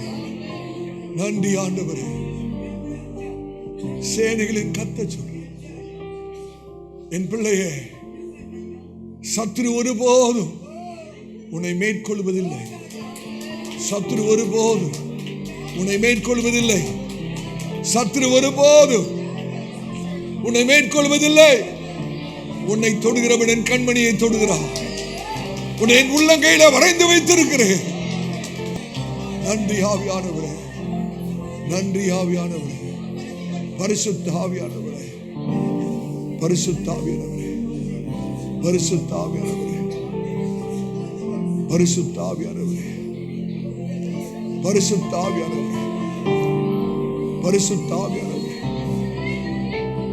நன்றி ஆண்டவரே. Thank you, Holy Spirit. Thank you, Holy Spirit. Thank you, God. Hallelujah. Thank you, Holy Spirit. Thank you, Holy Spirit. Thank you. உன்னை பலப்படுத்துகிற கர்த்தராக நான் உன் நடுவிலே வந்திருக்கிறேன் என்று கர்த்தர் சொல்கிறார். என் மகனே, என் மகளே, உன்னை பலப்படுத்துகிற கர்த்தராக, உன்னை பலப்படுத்துகிற கர்த்தராக, உன்னை குணமாக்குற கர்த்தராக, உன்னை குணமாக்குற கர்த்தராக நான் உன் நடுவிலே கடந்து வந்திருக்கிறேன். Thank you, Holy Spirit. Hallelujah, hallelujah, hallelujah, hallelujah, hallelujah. நன்றி ஆண்டவரே. சோதரிக்கிறோம்பா, சோதரிக்கிறோம். கலங்காதே என்று கர்த்தர் சொல்றார். நீ கடந்து போகிற பாதையை நான் அறிந்திருக்கிறேன். என் பிள்ளையே, நீ கடந்து போகிற பாதையை நான் அறிவேன்.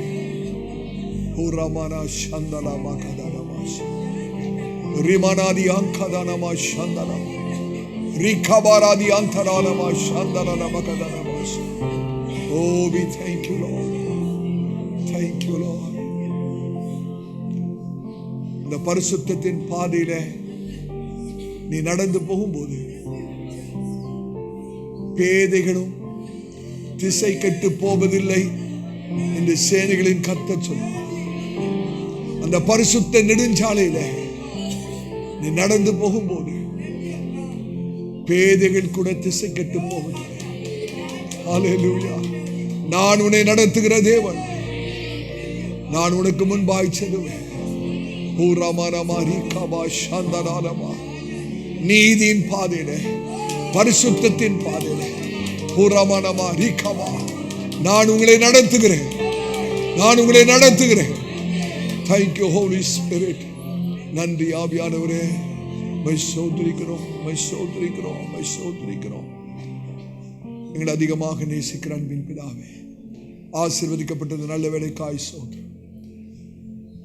உடைய கிருபையினாலே எங்களை கூட்டி சேர்த்து உடைய பரிசுத்த ஸ்தலத்தில் எங்களை கொண்டு வந்து எங்களை மகிழ பண்ணின கிருபைக்காய் சோதரி. நீர் எங்களோடு பட்சமாய் பேசி நம்முடைய நல் வார்த்தைகளுக்காய் சோதரி. நாங்கள் வார்த்தையை கேட்கிறவளை மாத்திரமல்ல, அதன்படி நடக்க தேவையான கிருபையும் பலத்தையும் தார். இந்த வேளையில் நம்முடைய ஊழியக்காரன் அடியான் செபிக்கிறேன் ஆண்டவரே. தவிப்பின் நாட்களில் இருக்கிற நம்முடைய பிள்ளைகளுக்காக நான் ஜெபிக்கிறேன். கண்ணீரோடு ஜெபிக்கிறேன். தவிப்பின் நாட்களில் அப்பா, வேதனையோடு, துக்கத்தோடு, மனக்லேசத்தோடு, வியாகுலத்தோடு, துயரத்தோடு கடந்து போகிற நம்முடைய பிள்ளைகளுக்காக நம்முடைய ஊழியக்காரன் அடியான் கண்ணீரோடு ஜெபிக்கிறேன். கர்த்தர் இயற்கைக்கு அப்பாற்பட்ட ஒரு கிரியை இவர்களுக்காய் நீ செய்ய போறதுக்காய் ஸ்தோத்திரம். உடைய மகிமை விளங்க பண்ண போறதுக்காய் ஸ்தோத்திரம். உடைய வல்லமையை விளங்க பண்ண போறதுக்காய் ஸ்தோத்திரம். இவர்கள் மூலமாக உடைய நாமத்தை நீ மகிமைப்படுத்த போகிறார். உடைய திருக்கரத்திலே ஒவ்வொருவரையும் ஒப்பு கொடுத்து செபிக்கிறோம். நாங்கள் சிறுக வேண்டும், நீங்க பெருக வேண்டும். எல்லா கணத்திலையும் மகிமையாமுக்கு ஒருவருக்கே செலுத்துகிறோம். இயேசு கிறிஸ்துவின் நாமத்தில் ஜெபம் கேளும் எங்கள் நல்ல பிதாவே. நம்முடைய கர்த்தராகிய இயேசு கிறிஸ்துவின் கிருபையும் பிதாவாகிய தேவனுடைய அன்பும் பரிசுத்த ஆவியானவருடைய அன்யோன்ய ஐக்கியமும் நம் அனைவருடைய கூட இன்றும் என்றும் சீக்கிரமாய் வரப்போகிற ஆண்டவராகிய இயேசு கிறிஸ்துவின் வருகை பரிந்தம் இருப்பதாக. ஆமென். கர்த்தர் உங்களை ஆசீர்வதிப்பார். கர்த்தர் இன்று பிரசங்கிக்கப்பட்ட கர்த்தருடைய வார்த்தையினால் நீங்கள் ஆசீர்வதிக்கப்பட்டு இருப்பீர்கள் என்று நம்புகிறோம். நமது திருச்சபையின் ஞாயிறு ஆராதனை நேரங்கள்: ஆங்கில ஆராதனை காலை 7 மணிக்கு நடைபெறும். தமிழ் ஆராதனை காலை 10:30 மணிக்கு நடைபெறும். இருமொழி வேத பாடம் மாலை 6 மணிக்கு நடைபெறும். நம் திருச்சபையின் விலாசம்: அப்போஸ்தல கிறிஸ்தவ சபை, பெரம்பூர் ஊழியங்கள், 74 வல்லாடு தெரு, அகரம், சென்னை 6,82,000. தனிப்பட்ட ஜெபத்திற்கு தொடர்பு கொள்ள வேண்டிய அலைபேசி எண்கள் 9566262203 மற்றும் ஒரு எண் 9551648083. மேலும் ஒரு எண் 9941447894. நமது திருச்சபையின் தொலைபேசி எண் 04431508155. மேலும் மற்ற பிரசங்கங்களுக்கு நமது யூடியூப் சேனலான ஏசிஏ பெரம்பூர் மினிஸ்ட்ரீஸை அணுகவும். நமது திருச்சபையின் வலைதள முகம் www.acaperambourministries.org. தேவன் உங்களை ஆசீர்வதிப்பாராக. ஆமென்.